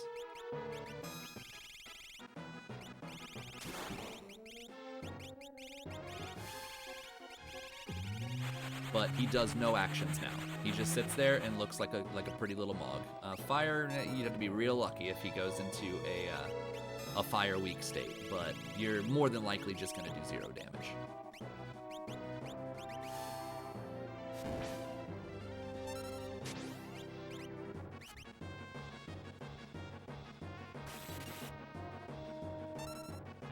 The good news is that, you know, you have so much elemental damage or elemental defense versus this dude that it's really not a huge deal. Umaro going down isn't a big deal either. You just let him stay dead. His chest bump is fine, but Magitech Missile and Jump should take care of this guy pretty quickly.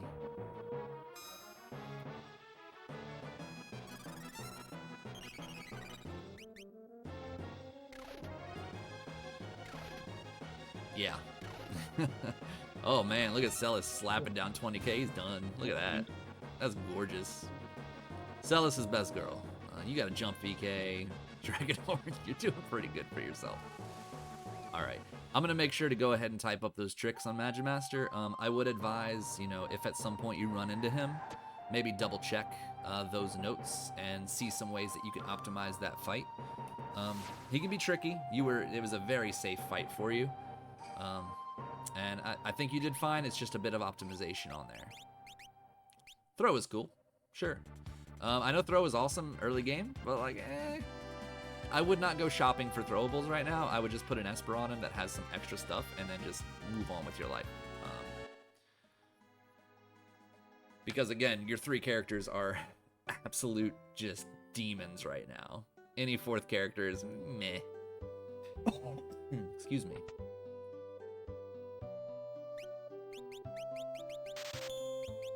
Yeah, it's not bad. If you knew there were shurikens there, I don't hate that you came here and did that. I'd probably just buy, 40 something that's going to save you the rest of the seed.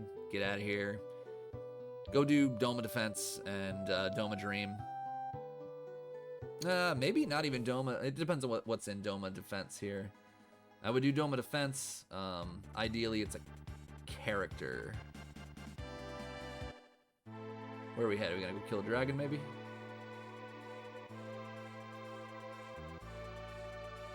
Alright, some more shopping. Let's see what we got.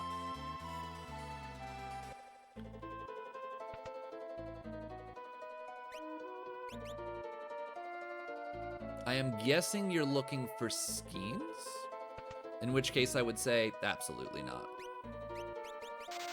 So, let's talk that through a little bit here. I'm going to go back and look at that Cyan. I bet his magic is absolute hot garbage. So, let's have a little look at what he's got.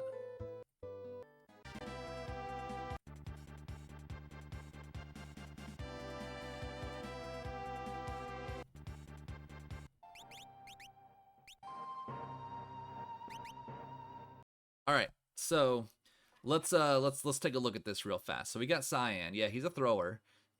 General, you know, when you see them early game, you're thinking, oh shit, Skeens. Yes, I can area effect, AoE, blast things with elements, right? That's early game. Now we're looking at this Cyan. We got a magic power of 28, which frankly is pretty decent for him. But let's look at our other characters. We got Mog with Merton and level 3 spells. And we have Shadow with Merton level 3 spells, Magitech Missile. We got 2 heavy magic damage people already, and Cyan is rolling in here with really middling magic power. So Cyan's strength is going to be in his vigor. So we would be looking at those shurikens, and only those shurikens. Now, how do we make that better at this point? He's already level 39. Your best bet, put that +2 strength Esper on him. You put that +2 strength Esper on him, he might get 3 or 4 more levels throughout this seed. Cool. 3 or 4 more levels, 6 to 12 more vigor. He's going to be throwing 4,000 damage shurikens. That's not bad. I guarantee you, no matter what you do to the Cyan, if you throw a Skeen on from him, he throws a Skeen, he's going to do like 1,200 damage to everything on the screen. I'd rather do 4,000 single target than 1,200 multi-target when I already have somebody who could probably throw down 6 to 10,000 damage with Merton. So With him, picking up those shurikens, awesome idea. Get those, put that +2 strength esper on him, and go about your business. Skeens, this late in the game with how much magic power you already got on a low magic power Cyan is not a good time investment in this particular scenario. Early game, I'd be like, yes, go ahead. He will still carry you with 28, with a couple of earrings and some Skeens. You're good to go.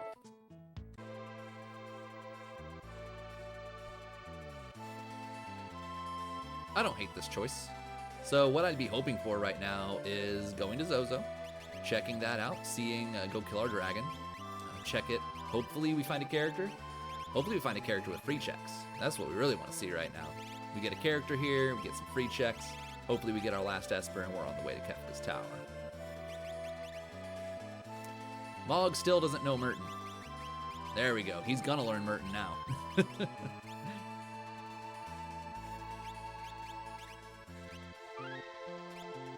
So I'd say in general, Merton is the strongest spell in this game, besides Ultima. But I think the usefulness of Merton puts it at like the highest tier of magic you could possibly get. It does 2 elements. Sure, some things absorb it, but if you got fire shields, you're absorbing it. It hits everybody, and it hits everybody hard. Its animation is extremely fast.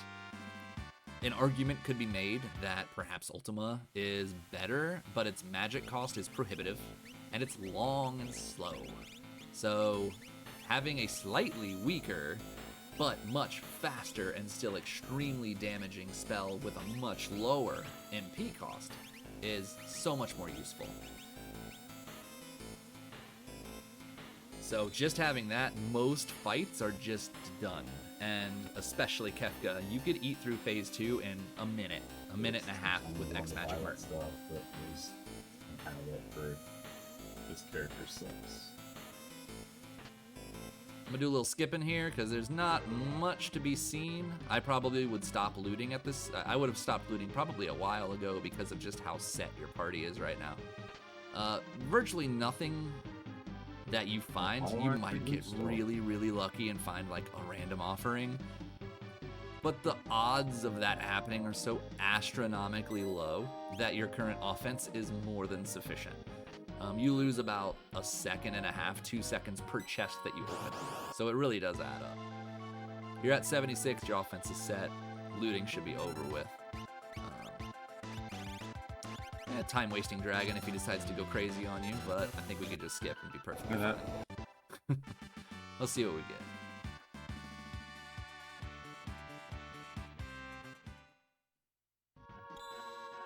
Okay, that's pretty thick. I don't even know if you need it. Maybe put it on Mog if he can use it for the extra magic power, or on Shadow for the extra magic power, but I wouldn't use it for any other reason than a stat stick right now. And who is here? Oh, dead I'd check. play. Very unfortunate. This is 19. No, let's go. But what is it? Yeah, I mean, cool. Great. Not what we wanted, though. Dead shots. I think that was the right choice. Unfortunately, it didn't work out for you. I'd probably go Doma Siege next and hope for a character. I think Doma Dream is probably fine. It could pay off, it could not.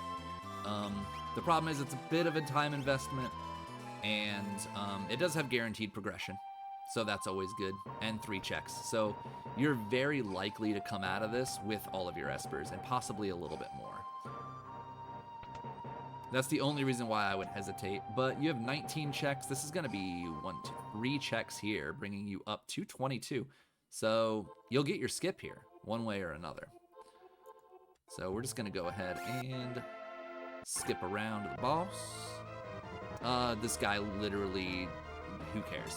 Magitech Missile. It ignores his ridiculous defense. Throw with some shurikens ignores his ridiculous defense.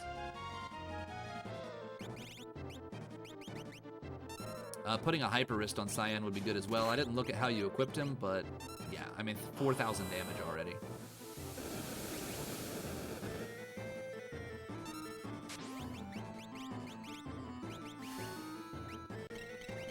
I do believe you have Cure 2 somewhere in your kit.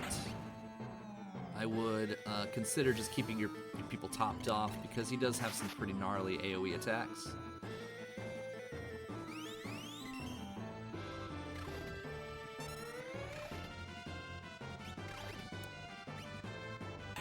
But that's perfectly fine.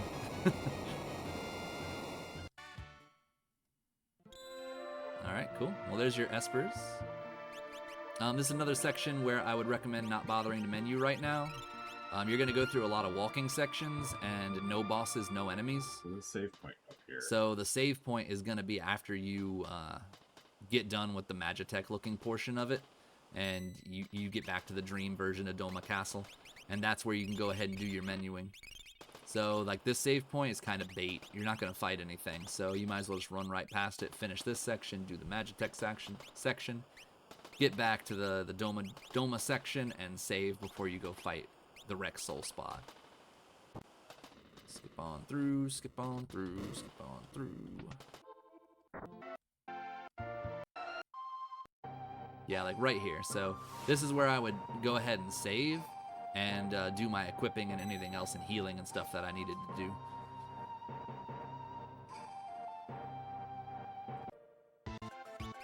Magic Master Jr., I think you're fine. I'm just going to skip because he's just going to disappear. I didn't see if it was a character, but it is not. So it looks like we are now gated again to Doma Dream or Doma Siege, but that's okay. You can go do the throne. Yeah, there's your skip. You just go do Doma Siege, get your last character, and you are so more than ready to go fight Kefka. It's absurd.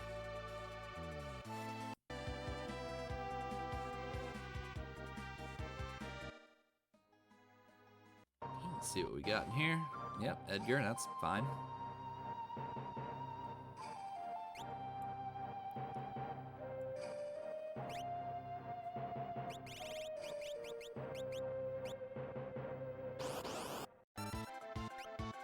One Baba, just don't use Thunder. Otherwise, he is weak to Bio, weirdly enough. Giant green ogre boy does not like poison, so you do that, that's his weakness. But really, if you got Fire 3, just use Fire 3.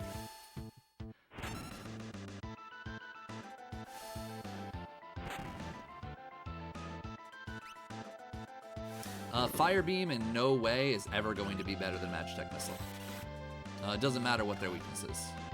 Magitech Missile will be superior no matter what. Once you have unlocked Magitech, just ignore all of your beams. It's Magitech forever now. The only other exceptions is maybe do Expert for instant death, and maybe do Heal Force for some healing if you really must. But in general, you're getting Magitech Missile. That's your boy now. All right, final Kefka unlocked. Let's see how you handle your equipping. Are you going to do it now, or do you do it at the end of each lane?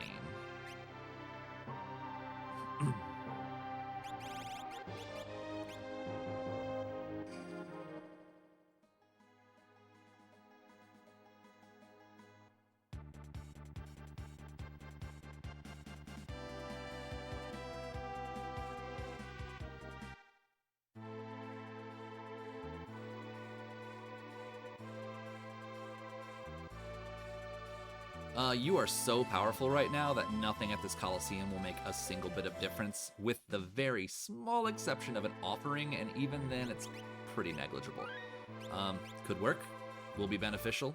Jump is getting the job done just fine, but in this case, you are power overwhelming.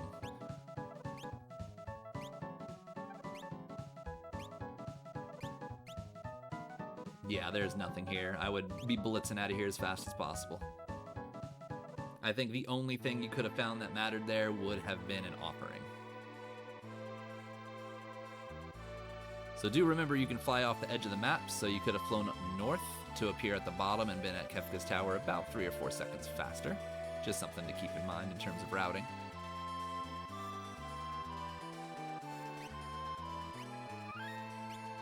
Yeah, your levels are out of control.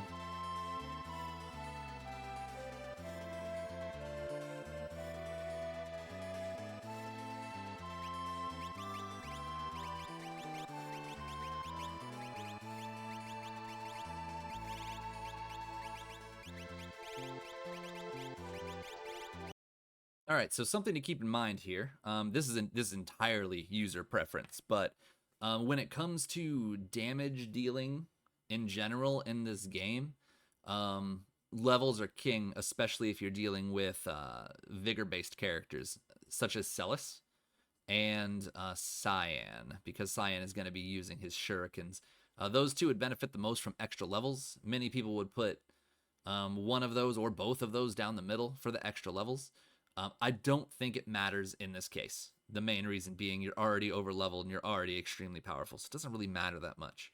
But something to keep in mind anytime you're sort of doing this is, I'm gonna fight 2 more bosses down the middle as opposed to 1 on the other sides. Who would benefit the most from the potential extra levels or the potential extra magic points so that you can learn some spells maybe that you didn't learn already? But I think Celis doing jump VK strats is going to eat whatever's there. And if she has to, she could just swing the VK for single target. You have a killer magic user and a killer shuriken user in the middle. Those bosses aren't going to stand a single chance no matter who it is.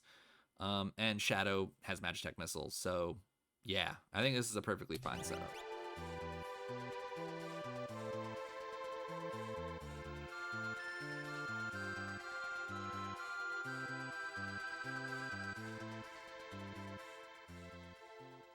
But if I was being no, I think this is probably how I would set it up as well, just thinking about it. Or I might have considered putting Mog on the left and Celis in the middle. That way she could benefit from the extra experience.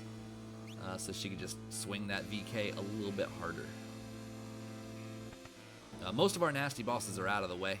We've already gotten rid of Spicy Chicken and Doom. We've gotten rid of Doom Gaze. We've gotten rid of Magimaster. So there's not a whole lot we could worry about here. And this is, yeah, nah. Kefka coming down to test the waters a little bit, about to eat a big old bowl of shit. That's what's gonna happen.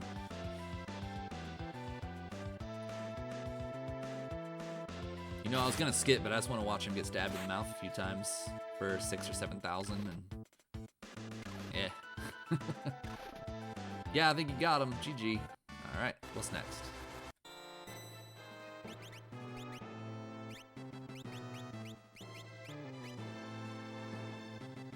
We definitely have a choose your own adventure level of Espers here. We got pretty much everything we need. I know we got a Fenrir in there somewhere, so we just got to make sure that gets equipped at some point before you get to Kefka.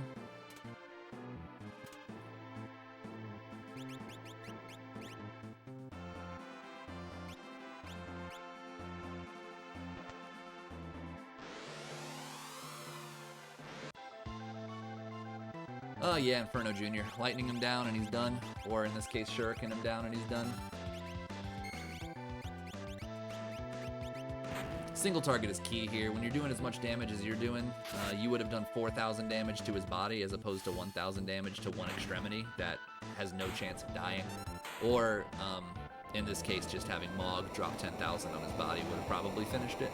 And if not, throwing a Shuriken would have topped it off. Would have been over with.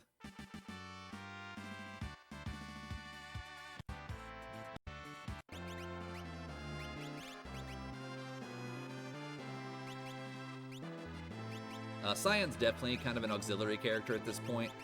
Sure, shurikens are nice and stuff, but what you really want for him is to learn some cures, some dooms, some mutes, something along those lines, just to have him in the background kind of doing his thing, and if nothing needs to be done, you can chuck a shuriken for 4,000 or 5,000 damage, so it's good stuff.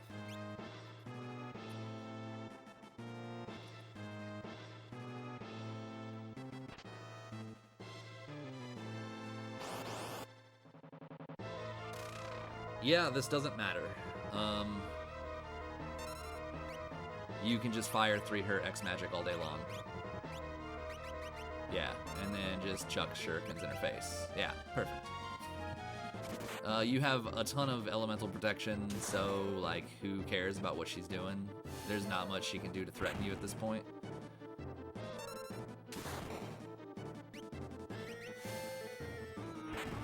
But I would advise just weight tricking because she can be a little spicy at times, so giving her less opportunity to attack is always a good thing.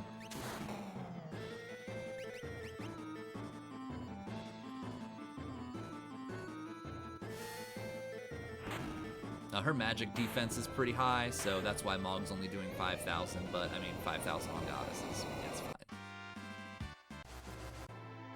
Alright, we're gonna skip on over.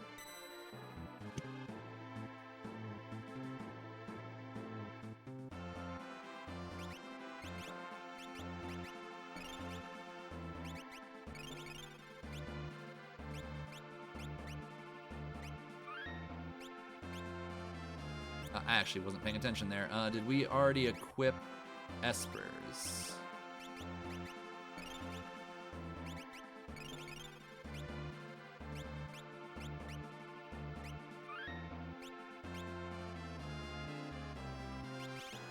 Okay, had me a little worried there. I was like, uh-oh.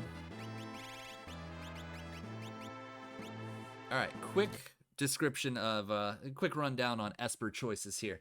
So generally, when it comes to calmness protection, what I want to have that on is actually going to be more of my auxiliary character.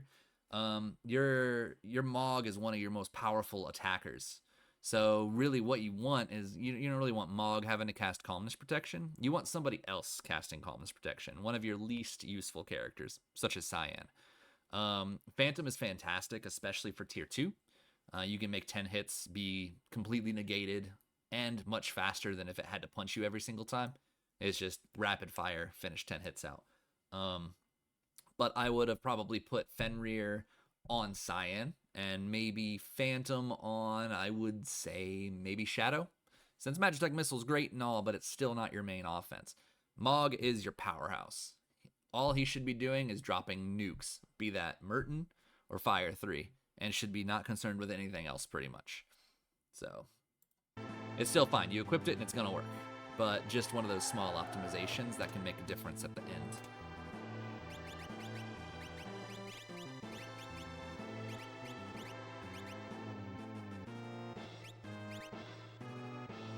You could go for the memes here and make sure you don't have that Illumina equipped at the end of the game, and just have Cyan throw the Illumina in Kefka's face, just like spitting in his eye, you know? Gotta go for the memes sometimes. Yeah, nothing matters, especially not a leader. Alright.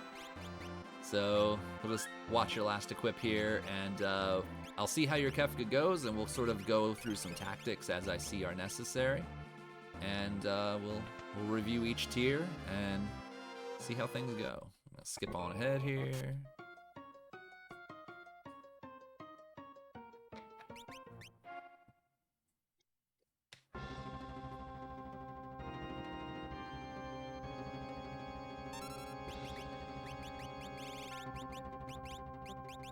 Nah, I would not have him doing that. So let's start right here. When it comes to this boss, like I mentioned before, Mog is your nuker. He is the one that's going to be doing the most damage. We have other ways to do instant death. We probably have Doom somewhere. I think we have X-Zone somewhere, and we have Xfer. So using one of your lesser characters to try and take out Long Arm would be your ideal bet. We know that Head is weakest to fire. So you just drop the X Magic, Fire 3 on his head twice. And let one of your other weaker characters try and figure out Long Arm. And then go from there. If we really have to, we could use Mog later to see if we can get rid of it. But 9 times out of 10, Mog should just be blasting, blasting, blasting. I'm glad it hit first try. But because of, you using the X Magic to do it, it's kind of a wasted cast and wasted time. So just something to keep in mind.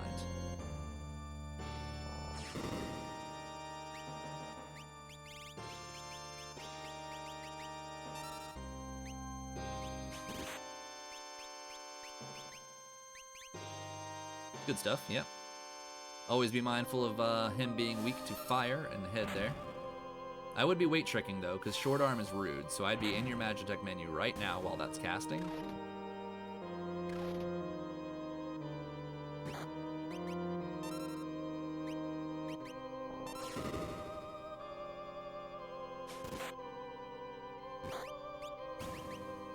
Very fast. I think that was quite well done. A bit of optimization would have been nice, and also just bearing in mind weight tricking, just getting in the habit of doing that as often as possible. That's like the one-way ticket to efficient fighting in this game.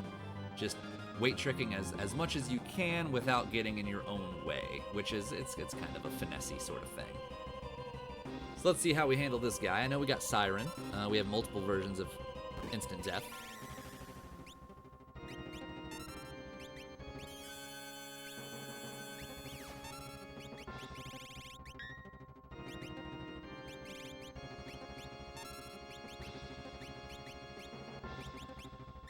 course it's on your imp guy.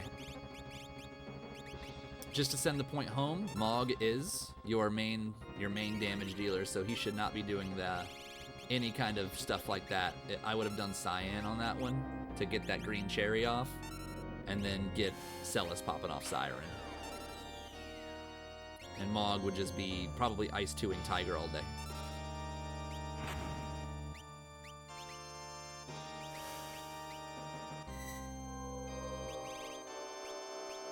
Ice 3ing Tiger all day.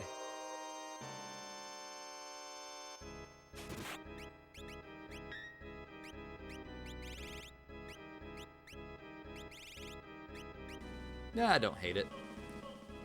Doing 9, getting a 10,000 damage hit off Tiger is very important. Tiger is awful, and he deserves death as soon as possible.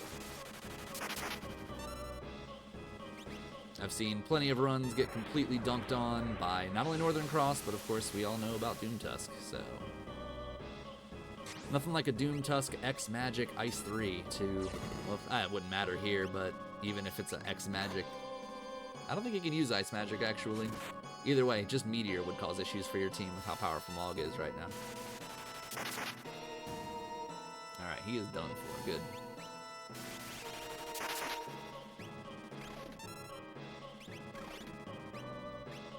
Celis is absolutely putting in work here.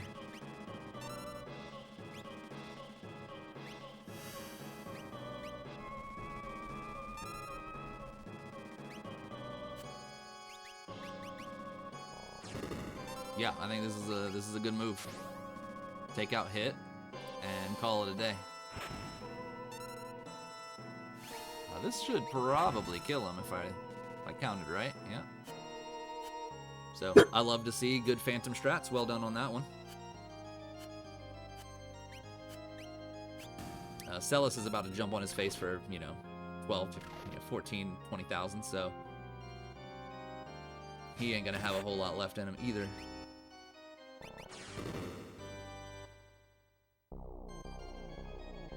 Oh, that's distressing. Thankfully, you have a lot of elemental protection, so Merton shouldn't cause an issue. If Sleep decides that he wants to Merton you anyway. Very fast Kefka. It's looking really good so far.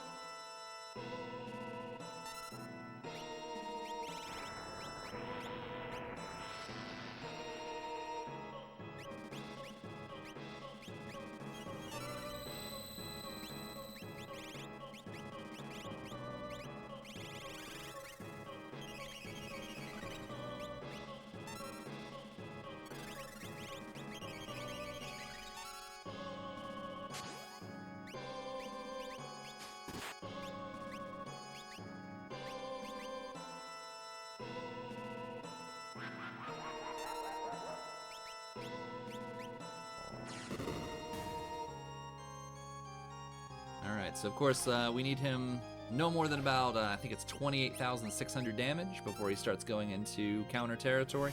Was that one jump or two? Alright, so we're at about 15.5 now. 14.5, apologies.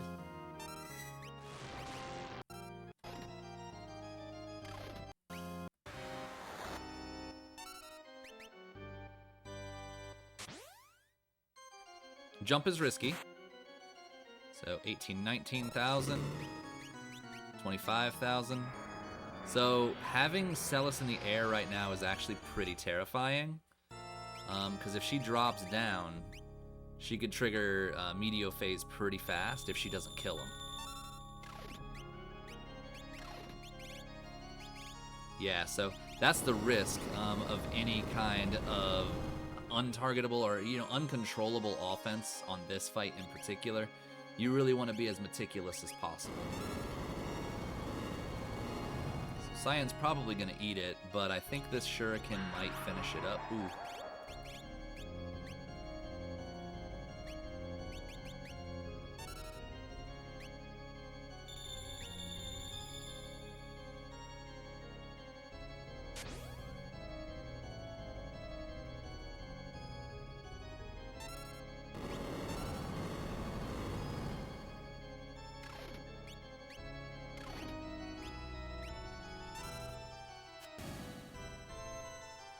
All right, so let's have a little bit of a talk about sleep here. When it comes to this phase in particular, you really want as much precision as you possibly can get. Any kind of untargetable or uncontrollable sorts of damage are always going to be very risky. So in this case, a lot of sort of the difficulties that occurred here would have been negated by just having Celis probably regular attack with that VK, as opposed to jumping. Ideally, what you want is you want to get him to about 26, 27,000 if possible, and then hit him as hard as possible to get him over into calmness territory. Now, this is going to circle back to where I had mentioned that Mog should not have been your Fenrir caster, because what could have happened here is you attack him, get him to about 26, 27,000, push him to that general range, have one of your auxiliary characters throw on Fenrir, and then Mog X Magic Fire 3. He's going to do 16,000 damage, if not more, with his double cast of nearly 9,000 damage to sleep. Push him straight into calmness phase, and you're done with the whole thing. Since Mog had your Fenrir, you had to cast that, and then you had to wait for his ATB to finish up, and then Celis landed and pushed him into Meteo phase, and Shadow, he threw a shuriken, and that was going to cause more Meteo. It's risky, and it can spiral out of control very quickly. So meticulous usage of your abilities is key here. And one really big thing to keep in mind about that is don't overqueue your characters. It's very risky to overqueue your characters on just about any phase of Kefka, but Kefka 3 on sleep is probably the biggest issue when it comes to overqueuing your abilities. And I had mentioned it earlier, try and have one character acting at a time. Nobody else needs to be queued for anything. So, you could have Mog do his attack, and then when he's done, you go to your next character, have him do his attack, and then whoever's after that second character, they're going to be up on the ATB, and you keep them in their menu. That way, you keep yourself nice and protected with your ATB weight tricking. So that way, you're keeping him immobile. You're making sure that if something goes out of control, like in this case, when he got pushed too far and you're like, uh-oh, what do?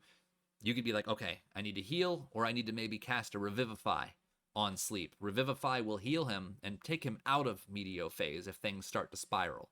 At that point, you can go ahead and heal up, get yourself ready to go, and then go ahead and push him through. But if all of your characters are queued up and all of them are going, then you don't have a way to react. So when he got pushed into it, any other attack might have him counter again with Meteo, and it can just really spiral hard if too many characters are lined up to attack. So that one, it's the most finessey fight in general, but definitely be mindful of overqueuing and being very careful with your counting. So, but overall, I mean, you got through it. Cyan was the weakest of your characters. You're probably fine. I know you have a Mega Elixir because you killed Magimaster before, so that's fine. You have Mog is going to do 20,000 damage to Kefka right out the gate. Celis, she can jump and avoid Fallen One altogether. And Shadow can Magitech Missile. You probably won't push him out of Fallen One territory, so maybe I would consider just letting Shadow handle that. Have Mog do X Magic, have Celis go ahead and jump, wait for Fallen One, and then go ahead and pop your Mega Elixir. So let's see how you handle it here.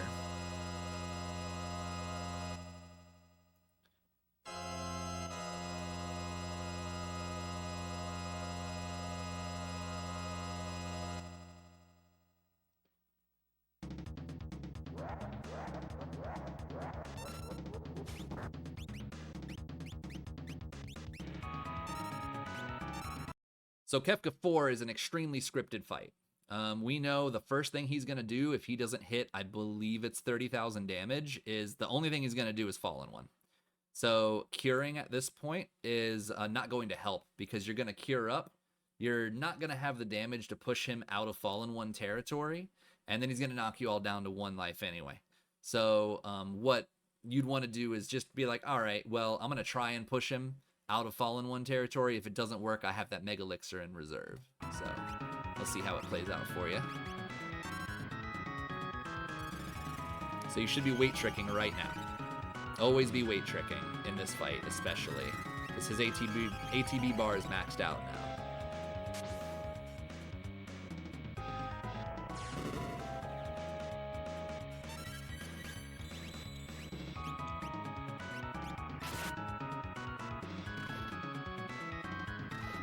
And Fallen One, if ever there was a time to ever use a Mega Elixir, is going to be after Fallen One, unless you have a VK user.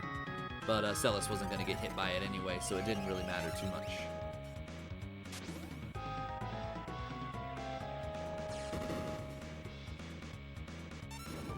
So we've done about 20,000 damage to him, roughly.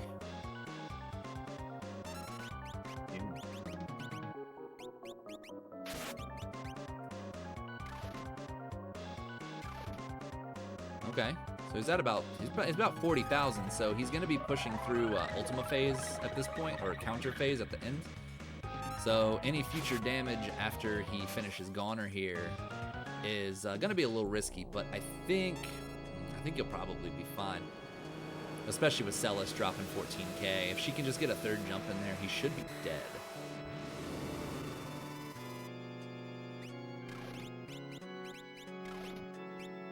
Yeah, I think that's gonna finish him. Alright, yeah, good stuff. Yeah, so that one's just order of operations and sort of knowing what his script looks like. He's always going to start with Fallen One, so curing before Fallen One is just going to be pure time loss unless you can manage to push him out of Fallen One. Seeing how your offense was, if you were going to cure with Mog, there was no way you were going to push out of Fallen One in that case. So had you done, an X Magic Ice 3, that would have or Fire 3 would have, along with jumping, along with Magitech, may have pushed him out of it. You could have X Magic Fire 3'd and then Shadow could have cracked a shield, and that probably would have pushed him out of Fallen One phase, and then you could go ahead and heal. You had tons of elemental protection, so nothing he could really do in his early phase was going to hurt you that much. Even if he did an AoE Fire 3, that's not that threatening to you. He couldn't Ultima early on, so you didn't have to worry about him, nuking you from orbit and finishing you that early.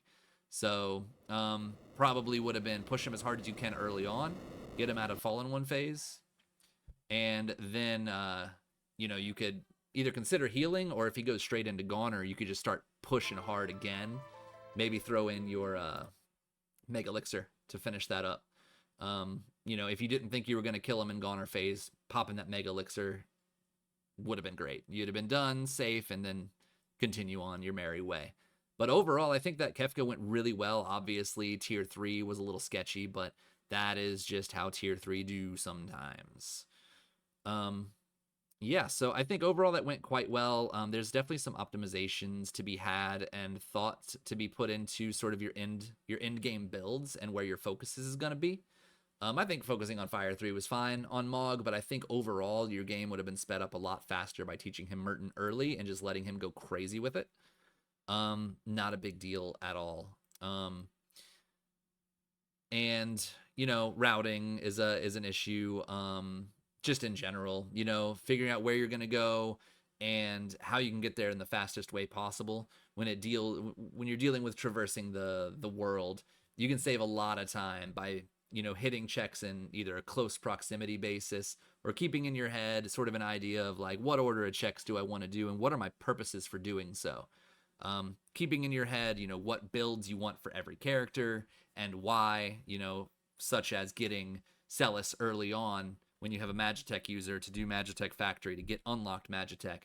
Just having that Magitech missile earlier on in the seed would have severely increased the amount of time that the seed went overall. Definitely try and be more mindful of weight tricking a little bit more. That is what's just going to help you have such a ridiculously overpowered action economy as opposed to a boss. And to bounce off of that a little bit is just be mindful that you don't always have to attack with every character. They're allowed to just sit around and be weight trickers. If you have a character who's going to one-shot a boss, that's the only character that needs to act. Nobody else needs to act because it's just going to delay the one-shotter from doing what they need to do to finish this off. So that sort of optimization of who can do what, who has the most power, how can I get out of this boss fight the fastest, whether that's knowing which character is the strongest or what the weaknesses is, all of that, single target or multi-target, all that stuff can help you get through them really quick. But overall, I think your offense went really well. I think you did recognize, though you did go buy some skeins, you did recognize that, oh, well, this is Cyan. So probably he should just be chucking shurikens and other stuff. And that's how you used them. And I think it worked out perfectly. So I think overall, very good. I'll go ahead and type up some of my thoughts about this run, give you a sort of checklist of some stuff to focus on. And if you have any other questions or concerns about anything that I said or something you don't agree with, I'll be more than happy to talk with you about it. So shoot me a message over in Discord and let me know if you have any other questions. Otherwise, I hope you have a good rest of your weekend, and I'll talk to you soon. Take care.